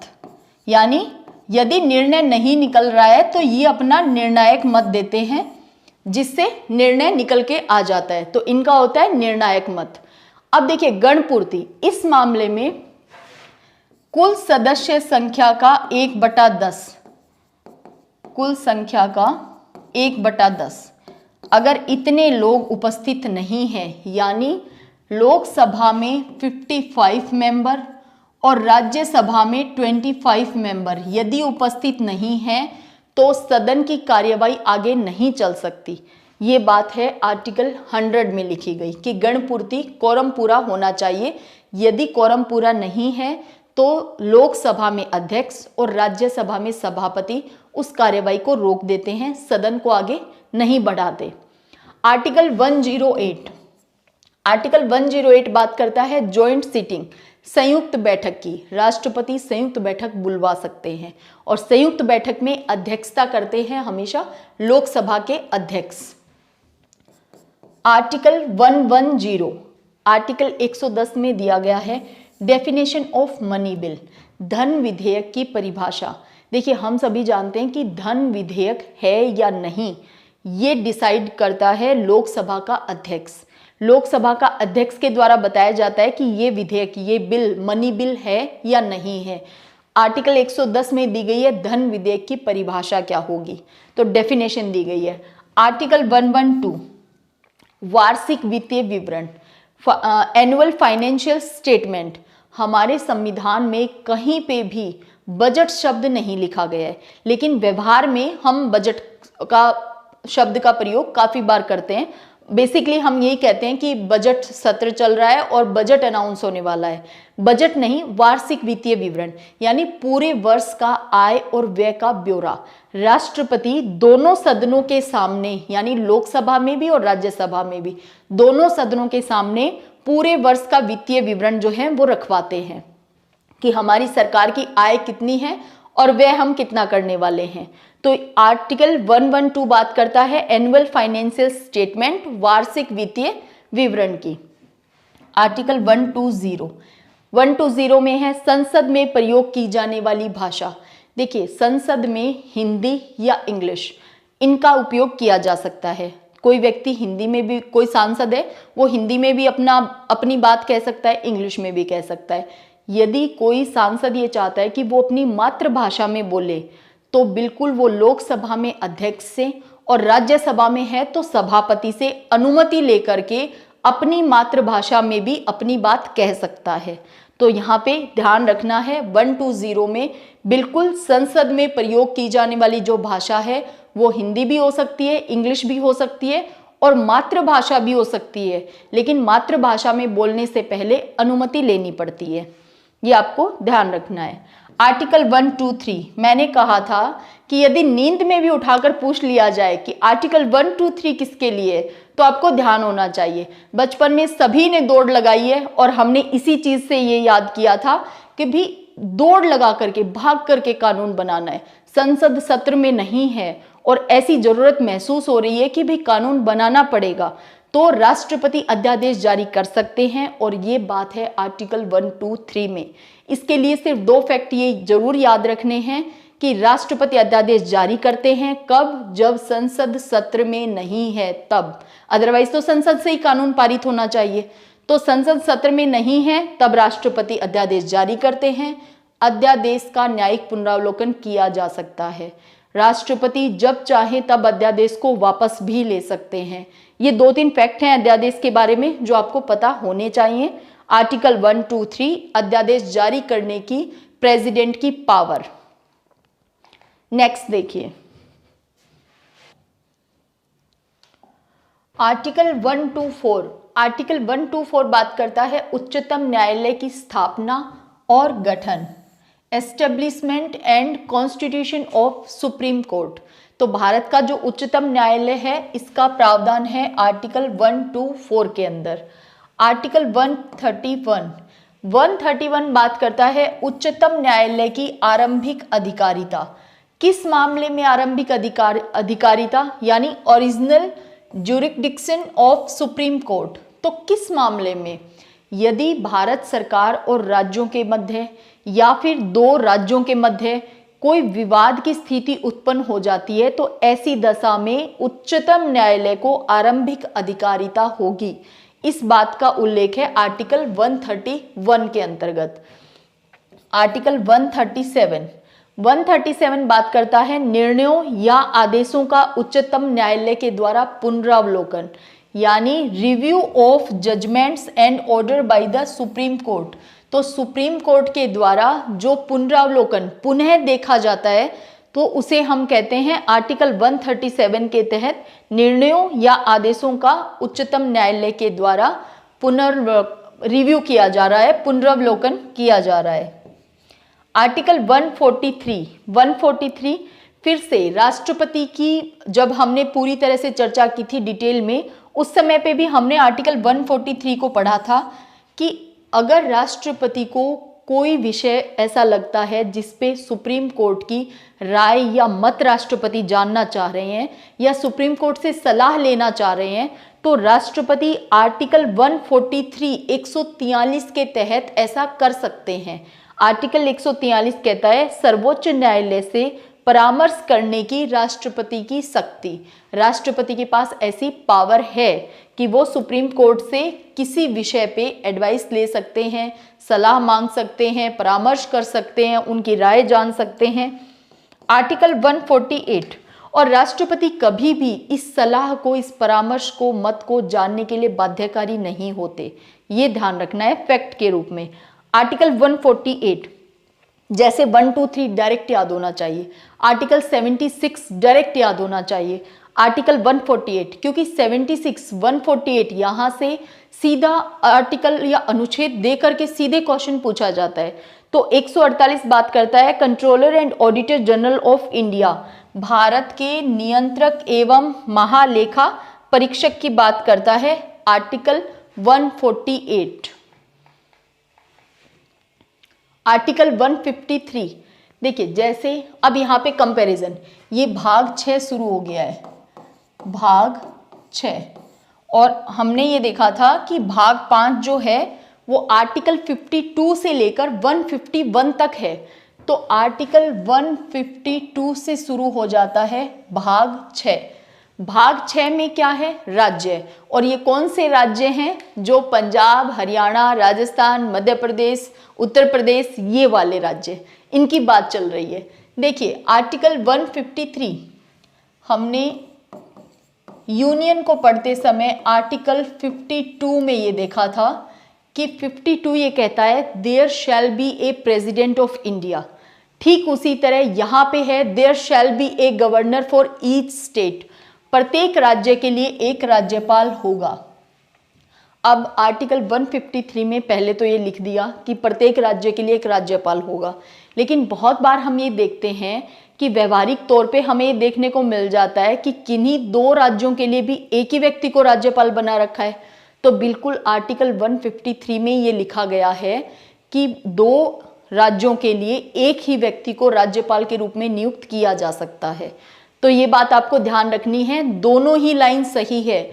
153 ये बात भी कहता है कि प्रत्येक राज्य के लिए एक राज्यपाल होगा, ये बात बिल्कुल ठीक है। लेकिन 153 में ये भी लाइन लिखी हुई है कि किसी दो राज्यों के लिए एक व्यक्ति राज्यपाल हो सकता है। तो दोनों ही बातें लिख दी गई हैं, तो कॉन्ट्राडिक्टरी है, इसलिए आपको लग सकता है बहुत बार 3-4 स्टेटमेंट देकर के पूछ लेता है ना कि इनमें से कौन सा फॉल्स है या कौन सा ट्रू है। तो इस समय आपको ध्यान रखना है कि दोनों बातें कॉन्ट्राडिक्टरी लग रही हैं, कि या तो यही हो सकता है कि हर एक राज्य के लिए एक राज्यपाल होगा, या ये बात हो सकती है कि किसी दो राज्यों के लिए एक राज्यपाल हो सकता है। दोनों बातें लिखी गई हैं आर्टिकल 153 में। तो ऐसे फेवरेट आर्टिकल होते हैं एग्जामिनर के पूछने के लिए। और इधर अब आपको कंपेयर करते हुए चलना है, क्योंकि अब हमने आर्टिकल 52 को डिटेल में भी पढ़ लिया है राष्ट्रपति के समय, आज महत्वपूर्ण अनुच्छेद में फिर से भी पढ़ लिया है। तो 153 राज्य के अंदर है, यूनियन में आर्टिकल 52 राष्ट्रपति के पद का प्रावधान करता है। अब देखिए आर्टिकल 154 राज्यों की कार्यकारी शक्ति जो है वो गवर्नर में होती है, हमारे राज्यपाल में निहित होती है गवर्नर के अंदर। जैसे हमने देखा था कि जो हमारा संघ है यानी केंद्र की जो कार्यपालिका शक्ति है वो निहित होती है राष्ट्रपति में, और ये था आर्टिकल 53 के अंदर कि कार्यपालिका शक्ति एग्जीक्यूटिव पावर जो है वो हमारे प्रेसिडेंट के पास है। वैसे ही 154 में एग्जीक्यूटिव पावर जो है वो गवर्नर के पास है। आर्टिकल 155 ये कहता है कि राज्यपाल की नियुक्ति राष्ट्रपति के द्वारा की जाती है, आर्टिकल 155 के तहत। आर्टिकल 161 बात करता है क्षमा देने की राज्यपाल की शक्ति। जैसे हमने आर्टिकल 72 के अंदर देखा था कि भाई राष्ट्रपति की क्षमा देने की शक्ति, ठीक वैसे ही आर्टिकल 161 में है गवर्नर के क्षमा देने की शक्ति। आर्टिकल 164 मुख्यमंत्री की नियुक्ति राज्यपाल करेगा और अन्य मंत्रियों की नियुक्ति राज्यपाल मुख्यमंत्री की सलाह पर करता है। तो आप सोचिए, जैसे हमने आर्टिकल 74 देखा था, ठीक वैसे ही आर्टिकल 164 है कि मुख्यमंत्री की नियुक्ति राज्यपाल के द्वारा की जाती है और अन्य मंत्रियों की नियुक्ति जैसे प्रधानमंत्री की सलाह पर राष्ट्रपति करते हैं वैसे ही मुख्यमंत्री की सलाह पर राज्यपाल करते हैं। तो ये दोनों बिल्कुल सिमिलर हैं, तो आर्टिकल आपको याद करना आसान लगेगा यहाँ से। इसके बाद देखिए अनुच्छेद 165, भाई राज्य की सरकार को भी तो वकील चाहिए, तो राज्य की सरकार के लिए वकील की व्यवस्था की गई है आर्टिकल 165 के अंदर कि यदि कोई मसला राज्य सरकार का है तो उन्हें भी तो चाहिए कि उनके यहाँ एडवोकेट जनरल हो। तो advocate general of the state for the state दिया गया है आर्टिकल 165 के अंदर। आर्टिकल 168 बात करता है राज्यों में विधान मंडलों का गठन। जैसे आर्टिकल 79 में हमने संसद को पढ़ा था, आर्टिकल 79 कि संसद में क्या है, राष्ट्रपति, लोकसभा, राज्यसभा। ठीक वैसे ही 168 में विधानमंडल किससे मिलकर बनता है, लेजिस्लेचर बनती है गवर्नर राज्यपाल से, लेजिस्लेटिव काउंसिल विधान परिषद से और लेजिस्लेटिव असेंबली से।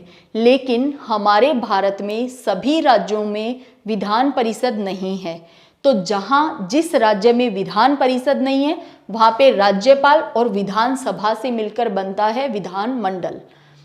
आर्टिकल 214 देखिए 124 में हमने देखा था सुप्रीम कोर्ट, आर्टिकल 124 और आर्टिकल 214 में है हाई कोर्ट, राज्यों के लिए उच्च न्यायालय हाई कोर्ट। तो ये है 214 में। एक समय के बाद अनुच्छेद आर्टिकल याद करना एक मजेदार सा काम लगने लग जाता है, बशर्ते आप शुरू में ठीक ठीक पेशेंस बनाकर रखें। आर्टिकल 216 बात करता है उच्च न्यायालयों के गठन की, कॉन्स्टिट्यूशन ऑफ हाई कोर्ट्स की।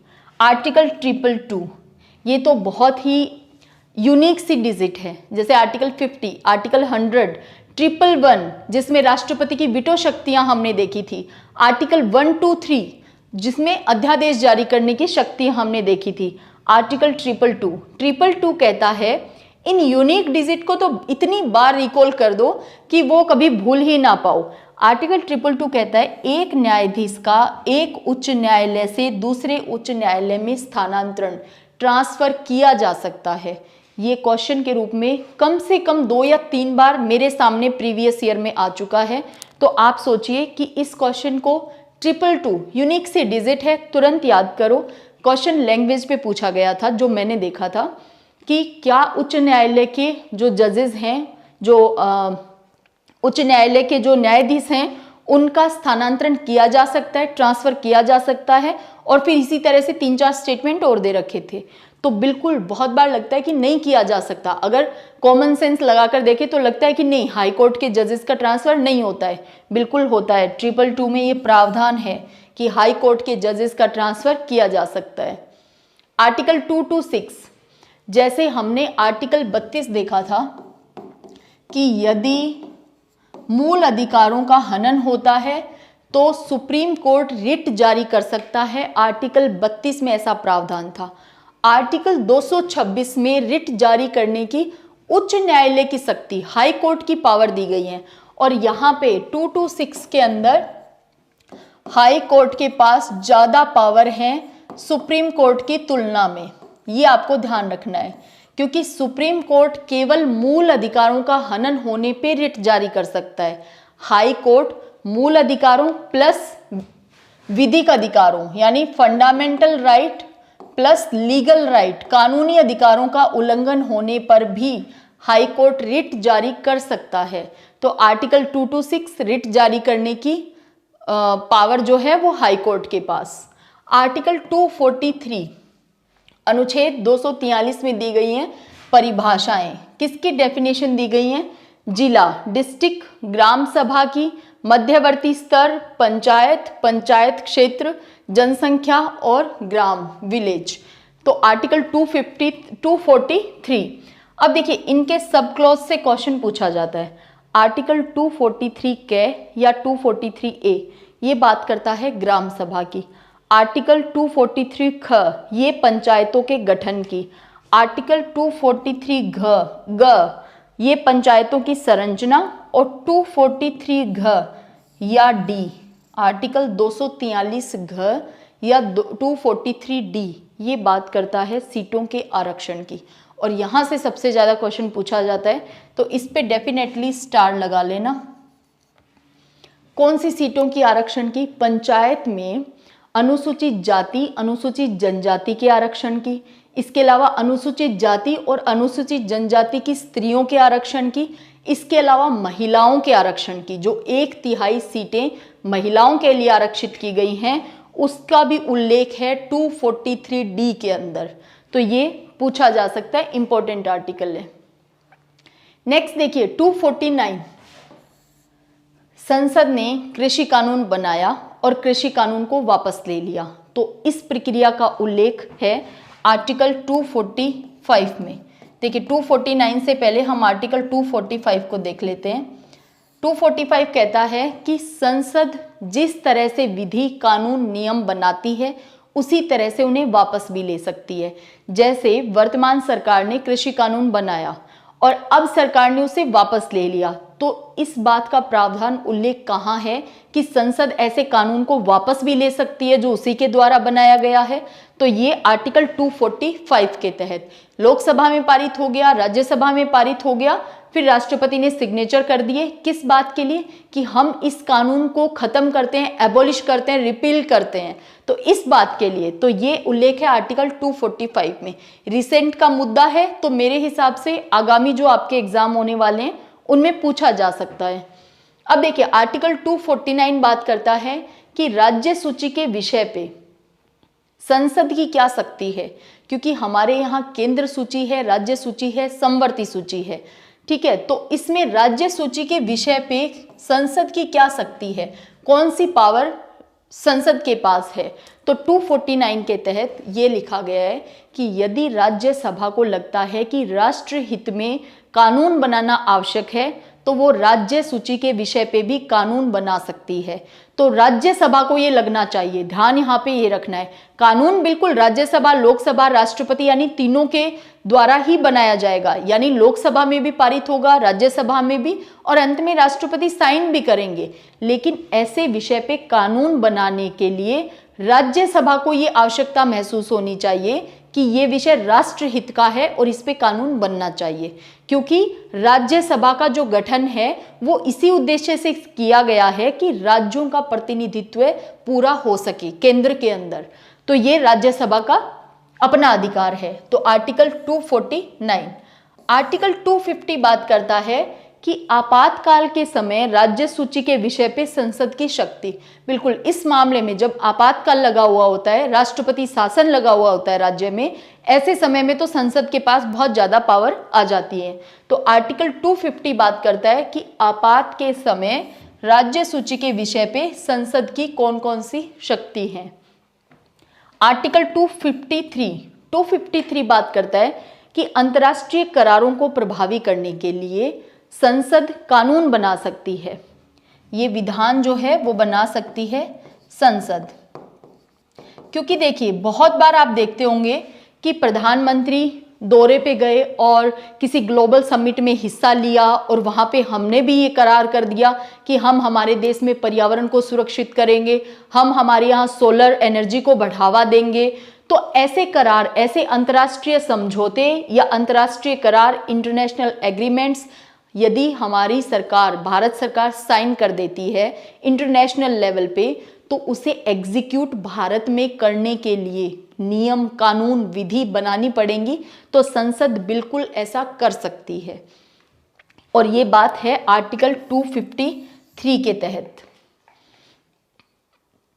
नेक्स्ट देखिए आर्टिकल 262, ये बात करता है संघ और राज्यों के बीच संबंध। ये कहता है कि यदि अंतरराज्यीय नदी या नदी दून यानी रिवर वैली से संबंधित कोई विवाद हो जाए तो ऐसी स्थिति में इस डिस्प्यूट का निराकरण या समाधान संसद के द्वारा निकाला जाता है। ये पावर संसद के पास है, क्योंकि जैसे ही डिस्प्यूट की बात आती है वैसे ही हम सभी के दिमाग में हम क्या सोचते हैं कि न्यायालय जाया जाता होगा, हाई कोर्ट में जा सकते हैं, सुप्रीम कोर्ट में जा सकते हैं, लोअर कोर्ट में जा सकते हैं। नहीं, जब बात अंतरराज्यीय नदियों की है या फिर रिवर वैली की यानी नदी दोनों के जल से संबंधित कोई विवाद है तो ऐसी स्थिति में संसद के पास उस विवाद को निपटाने का अधिकार है। आर्टिकल 263 कहता है कि अंतरराज्यीय परिषद के संबंध में प्रावधान। अब यहाँ पे अंतरराज्यीय परिषद यानी इंटरस्टेट काउंसिल ये राष्ट्रपति बना सकते हैं। यदि राष्ट्रपति को लगता है कि केंद्र सरकार और राज्यों के बीच में संबंध अच्छे नहीं चल रहे हैं या किसी विषय को लेकर के दो राज्यों के बीच में या कई राज्यों के बीच में आपस में विवाद है, तो ऐसी काउंसिल बना करके राष्ट्रपति उस काउंसिल को ये जिम्मा सौंपते हैं कि आप इस विवाद की जांच करो, इस विवाद का क्या निपटारा हो सकता है, क्या सॉल्यूशन निकल सकता है वो बताओ, अपनी सलाह दो, सिफारिश दो। तो वो जांच समिति यानी वो जो इंटरस्टेट काउंसिल है वो इस काम को करती है और इंटरस्टेट काउंसिल का जो निर्माण, गठन जो है वो राष्ट्रपति के द्वारा किया जाता है।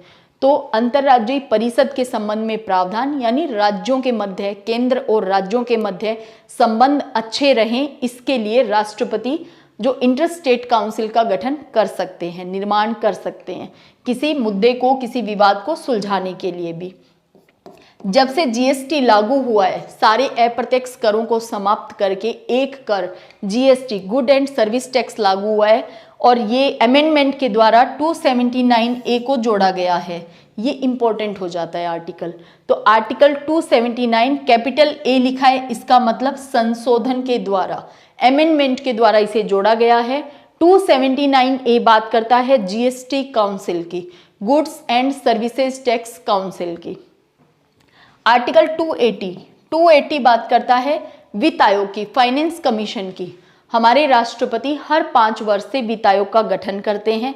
वित्त आयोग 280 में दिया गया है और वित्त आयोग काम क्या करता है कि भाई राज्यों में, केंद्र में धन का बंटवारा किस तरह से किया जाए, इसका फॉर्मूला, इसकी सिफारिश करता है वित्त आयोग कि धन का बंटवारा किस तरह से करना है। और राष्ट्रपति जो है वो वित्त आयोग की जो सिफारिशें होती हैं उन्हें दोनों सदनों के सामने रखवाते हैं कि भी वित्त आयोग ने ये सिफारिशें दी हैं। तो वित्त आयोग का गठन है 280 में। अनुच्छेद 312 बात करता है ऑल इंडिया सर्विसेज की, अखिल भारतीय सेवाएं, Indian administration services, Indian police services और इंडियन फॉरेस्ट सर्विसेज, ये सभी क्या हैं? अखिल भारतीय सेवाएं हैं। इनका उल्लेख है आर्टिकल 312 के अंदर। आर्टिकल 315 कहता है संघ और राज्यों के लिए लोक सेवा आयोग। आप में से बहुत से लोग यूपीएससी या अपने स्टेट के अंदर पीएससी लेवल के एग्जाम देते हैं, तो आपको पता होना चाहिए कि 315 में यूपीएससी का और राज्यों में जो स्टेट पीएससी है उनका प्रावधान किया गया है, जैसे आरपीएससी, एमपीपीएससी। तो इनका प्रावधान कहाँ है? आर्टिकल 315 के अंदर। अब देखिए चुनाव आयोग, आर्टिकल 324, इसमें दिया गया है चुनाव आयोग, इलेक्शन कमीशन, जो हमारे देश में चुनाव करवाने की सबसे बड़ी संस्था है, इलेक्शन कमीशन। तो ये है आर्टिकल 324 के अंदर। आर्टिकल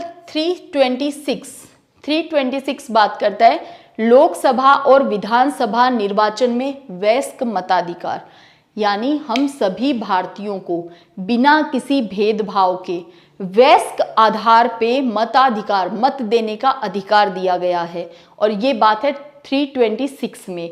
तो आप और हम जो वोट देने जाते हैं वो 326 के तहत जाते हैं कि हमें ये अधिकार है और हम भारत देश के नागरिक होने के नाते हमसे ये अधिकार कोई छीन भी नहीं सकता है कि हम वोट ना दे सकें। हाँ, बस एज क्या है? वयस्क मताधिकार एज 18 ईयर होनी चाहिए। और देखिए इसके लिए पहले 21 साल थी ये एज, वयस्क मताधिकार 21 साल पे था। अभी राजीव गांधी की सरकार ने 61वां संविधान संशोधन करके इसको कर दिया था 21 साल से घटा करके 18 साल। तो वर्तमान में क्या है? 18 साल है इसकी एज। और ये संशोधन के द्वारा 21 साल से 18 साल इसको कर दिया गया था। ये जो हम इम्पोर्टेंट संविधान संशोधन अमेंडमेंट्स को देखेंगे उसमें भी इसको पढ़ने वाले हैं। आर्टिकल 330, 334, 331 और 333, ये तीनों काफी इंपॉर्टेंट हैं और पूछे जा सकते हैं अभी जो आने वाले एग्जाम है उन्हीं में। देखिए आर्टिकल 330 कहता है कि लोकसभा में अनुसूचित जातियों और अनुसूचित जनजातियों के लिए स्थानों का आरक्षण, और ये आरक्षण जो था वो संविधान के लागू होने के 70 वर्षों तक था। और 70 वर्षों के बाद देखिए 26 जनवरी 1950 को हमारा जो संविधान है वो लागू हुआ। उसके 70 साल आप लगाते हैं तो 25 जनवरी इसके 70 ईयर, 25 जनवरी 2020, यानी ये इसके हो गए 70 साल पूरे। तो 70 साल तक देखिए 334 में ये स्पष्ट बात लिखी गई है कि स्थानों के आरक्षण और विशेष प्रतिनिधित्व का 70 वर्ष पश्चात न रहना, यानी 70 साल तक ही ये प्रावधान था, लेकिन इसे गवर्नमेंट ने अब और आगे बढ़ा दिया है। इसके बाद इंपॉर्टेंट ये वाला है 331, क्यों? क्योंकि 331 में लिखा गया था लोकसभा में आंग्ल भारतीय समुदाय का प्रतिनिधित्व।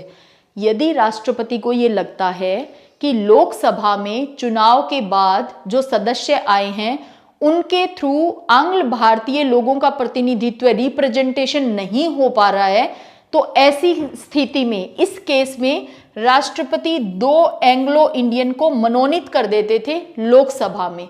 लेकिन ये प्रावधान भी 70 वर्षों के लिए ही था और 70 वर्षों के बाद ये स्वतः समाप्त हो गया, क्योंकि इसे और आगे बढ़ाया, इसकी अवधि को नहीं बढ़ाया सरकार ने, गवर्नमेंट ने। तो संसद ने इसे और आगे नहीं बढ़ाया। तो अब 25 जनवरी 2020 के बाद राष्ट्रपति अब नई जो लोकसभा बनेगी उसमें किसी 2 आंग्ल भारतीय लोगों को नहीं नियुक्त कर सकते या नहीं उनका चयन कर सकते, क्योंकि मनोनीत करते थे राष्ट्रपति 2 लोगों को, तो अब नहीं मनोनीत कर सकते हैं, तो इसलिए ये इंपॉर्टेंट हो जाता है। आर्टिकल 334 हमने देख लिया कि स्थानों के आरक्षण और विशेष प्रतिनिधित्व का 70 वर्ष पश्चात न रहना। इसके अंदर एक आर्टिकल जो 333 है वो भी आपको ध्यान रखना है। 333 में ये था कि जिस तरह से लोकसभा में राष्ट्रपति 2 एंग्लो इंडियन को मनोनीत करते थे, ठीक उसी तरह आर्टिकल 333 के तहत विधानसभा में गवर्नर, राज्यपाल 1 एंग्लो इंडियन को नियुक्त कर सकते थे, और ये प्रावधान भी 70 वर्ष के पश्चात अब समाप्त हो गया है। तो इसीलिए ये इंपॉर्टेंट आर्टिकल्स हो सकते हैं, एग्जाम में इनको डायरेक्ट पूछा जा सकता है। 338 बात करता है अनुसूचित जाति के लिए राष्ट्रीय आयोग राष्ट्रपति के द्वारा। देखिए, मूल संविधान में राष्ट्रीय आयोग शब्द नहीं था, विशेष अधिकारी शब्द था। फिर संविधान में संशोधन के द्वारा अनुसूचित जाति और जनजाति के लिए राष्ट्रीय आयोग शब्द को लिखा गया कि राष्ट्रपति राष्ट्रीय आयोग का गठन कर सकते हैं। इसके बाद फिर से अमेंडमेंट के द्वारा 338A जोड़ा गया, और इसमें कहा गया कि 338 तो है अनुसूचित जाति के लिए राष्ट्रीय आयोग, 338A जो कि वाजपेयी सरकार के द्वारा संशोधन के द्वारा जोड़ा गया था, 338A में कहा गया अनुसूचित जनजाति के लिए राष्ट्रीय आयोग, और इसका गठन भी राष्ट्रपति के द्वारा। इसके बाद अभी 102वां 102 अमेंडमेंट जो हुआ उसमें 338B भी जोड़ दिया गया है। यहीं पे लिखते हैं, ऊपर लिख देते हैं, 338B को भी जोड़ दिया गया है, और इसमें है बैकवर्ड क्लास के लिए राष्ट्रीय आयोग की स्थापना, बैकवर्ड क्लास के लिए। तो ये हम जब कॉन्स्टिट्यूशन अमेंडमेंट को पढ़ेंगे उस समय फिर से 338 सामने आने वाला है, क्योंकि 102वां संविधान संशोधन हुआ है, तो इसलिए 338 आर्टिकल इंपॉर्टेंट हो जाता है। ये हम संशोधन अमेंडमेंट को पढ़ते समय फिर से देखेंगे इस आर्टिकल को, लेकिन यहाँ पे भी आपको ध्यान रखना है 338 अनुसूचित जाति के लिए राष्ट्रीय आयोग, 338A जो है वो national commission for scheduled tribes के लिए है, और बैकवर्ड क्लास के लिए है 338B। अब देखिए, राजभाषा भाग 17 है, पार्ट 17 में हम आ गए हैं, और इसमें आर्टिकल 343 बात करता है संघ की राजभाषा की, official language of the union, और 343 में स्पष्ट लिखा है कि संघ की राजभाषा हिंदी और लिपि देवनागरी होगी, यानी लैंग्वेज हिंदी और स्क्रिप्ट देवनागरी होगी। ये बात स्पष्ट लिखी है, लेकिन यहाँ पे राष्ट्रभाषा नहीं लिखा गया है, संघ की राजभाषा official language of the union लिखा गया है। तो 343 में ये प्रावधान है। अब भाग 18 है, पार्ट 18। पार्ट 18 है इमरजेंसी प्रोविजंस, आपात के संबंध में उपबंध। तो देखिए 352, ये 3 तो सीधे याद होने चाहिए, 352 + 4 356 + 4 360, 352, 56 और 60, तीनों में ही उपबंध है, और ये तीनों ही याद होने चाहिए। 352 क्या कहता है? आपातकाल की उद्घोषणा राष्ट्रपति के द्वारा, इमरजेंसी लगाई गई है, ये राष्ट्रपति के द्वारा उद्घोषणा की जाती है। इसके बाद 355 कहता है कि बाहरी आक्रमण और आंतरिक अशांति से राज्यों की रक्षा करना ऐसा संघ का कर्तव्य है। ये ड्यूटी है यूनियन की कि वो प्रोटेक्ट करे, और इंटरनल डिस्टर्बेंस से भी प्रोटेक्ट करे स्टेट को, ना तो इंटरनल डिस्टर्बेंस हो और ना कोई बाहरी आक्रमण हो राज्य के ऊपर, ऐसा कर्तव्य है संघ का। तो ये बात लिखी गई है आर्टिकल 355 के तहत।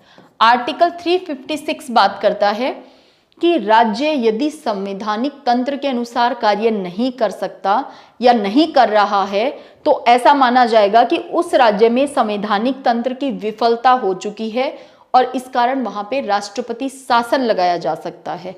आर्टिकल 356 के तहत राष्ट्रपति शासन लगाया जा सकता है किसी राज्य पे, राष्ट्रपति शासन। आपातकाल और राष्ट्रपति शासन दोनों अलग अलग अनुच्छेद हैं। आपातकाल का प्रावधान है 352 में, राष्ट्रपति शासन का प्रावधान है 356 में।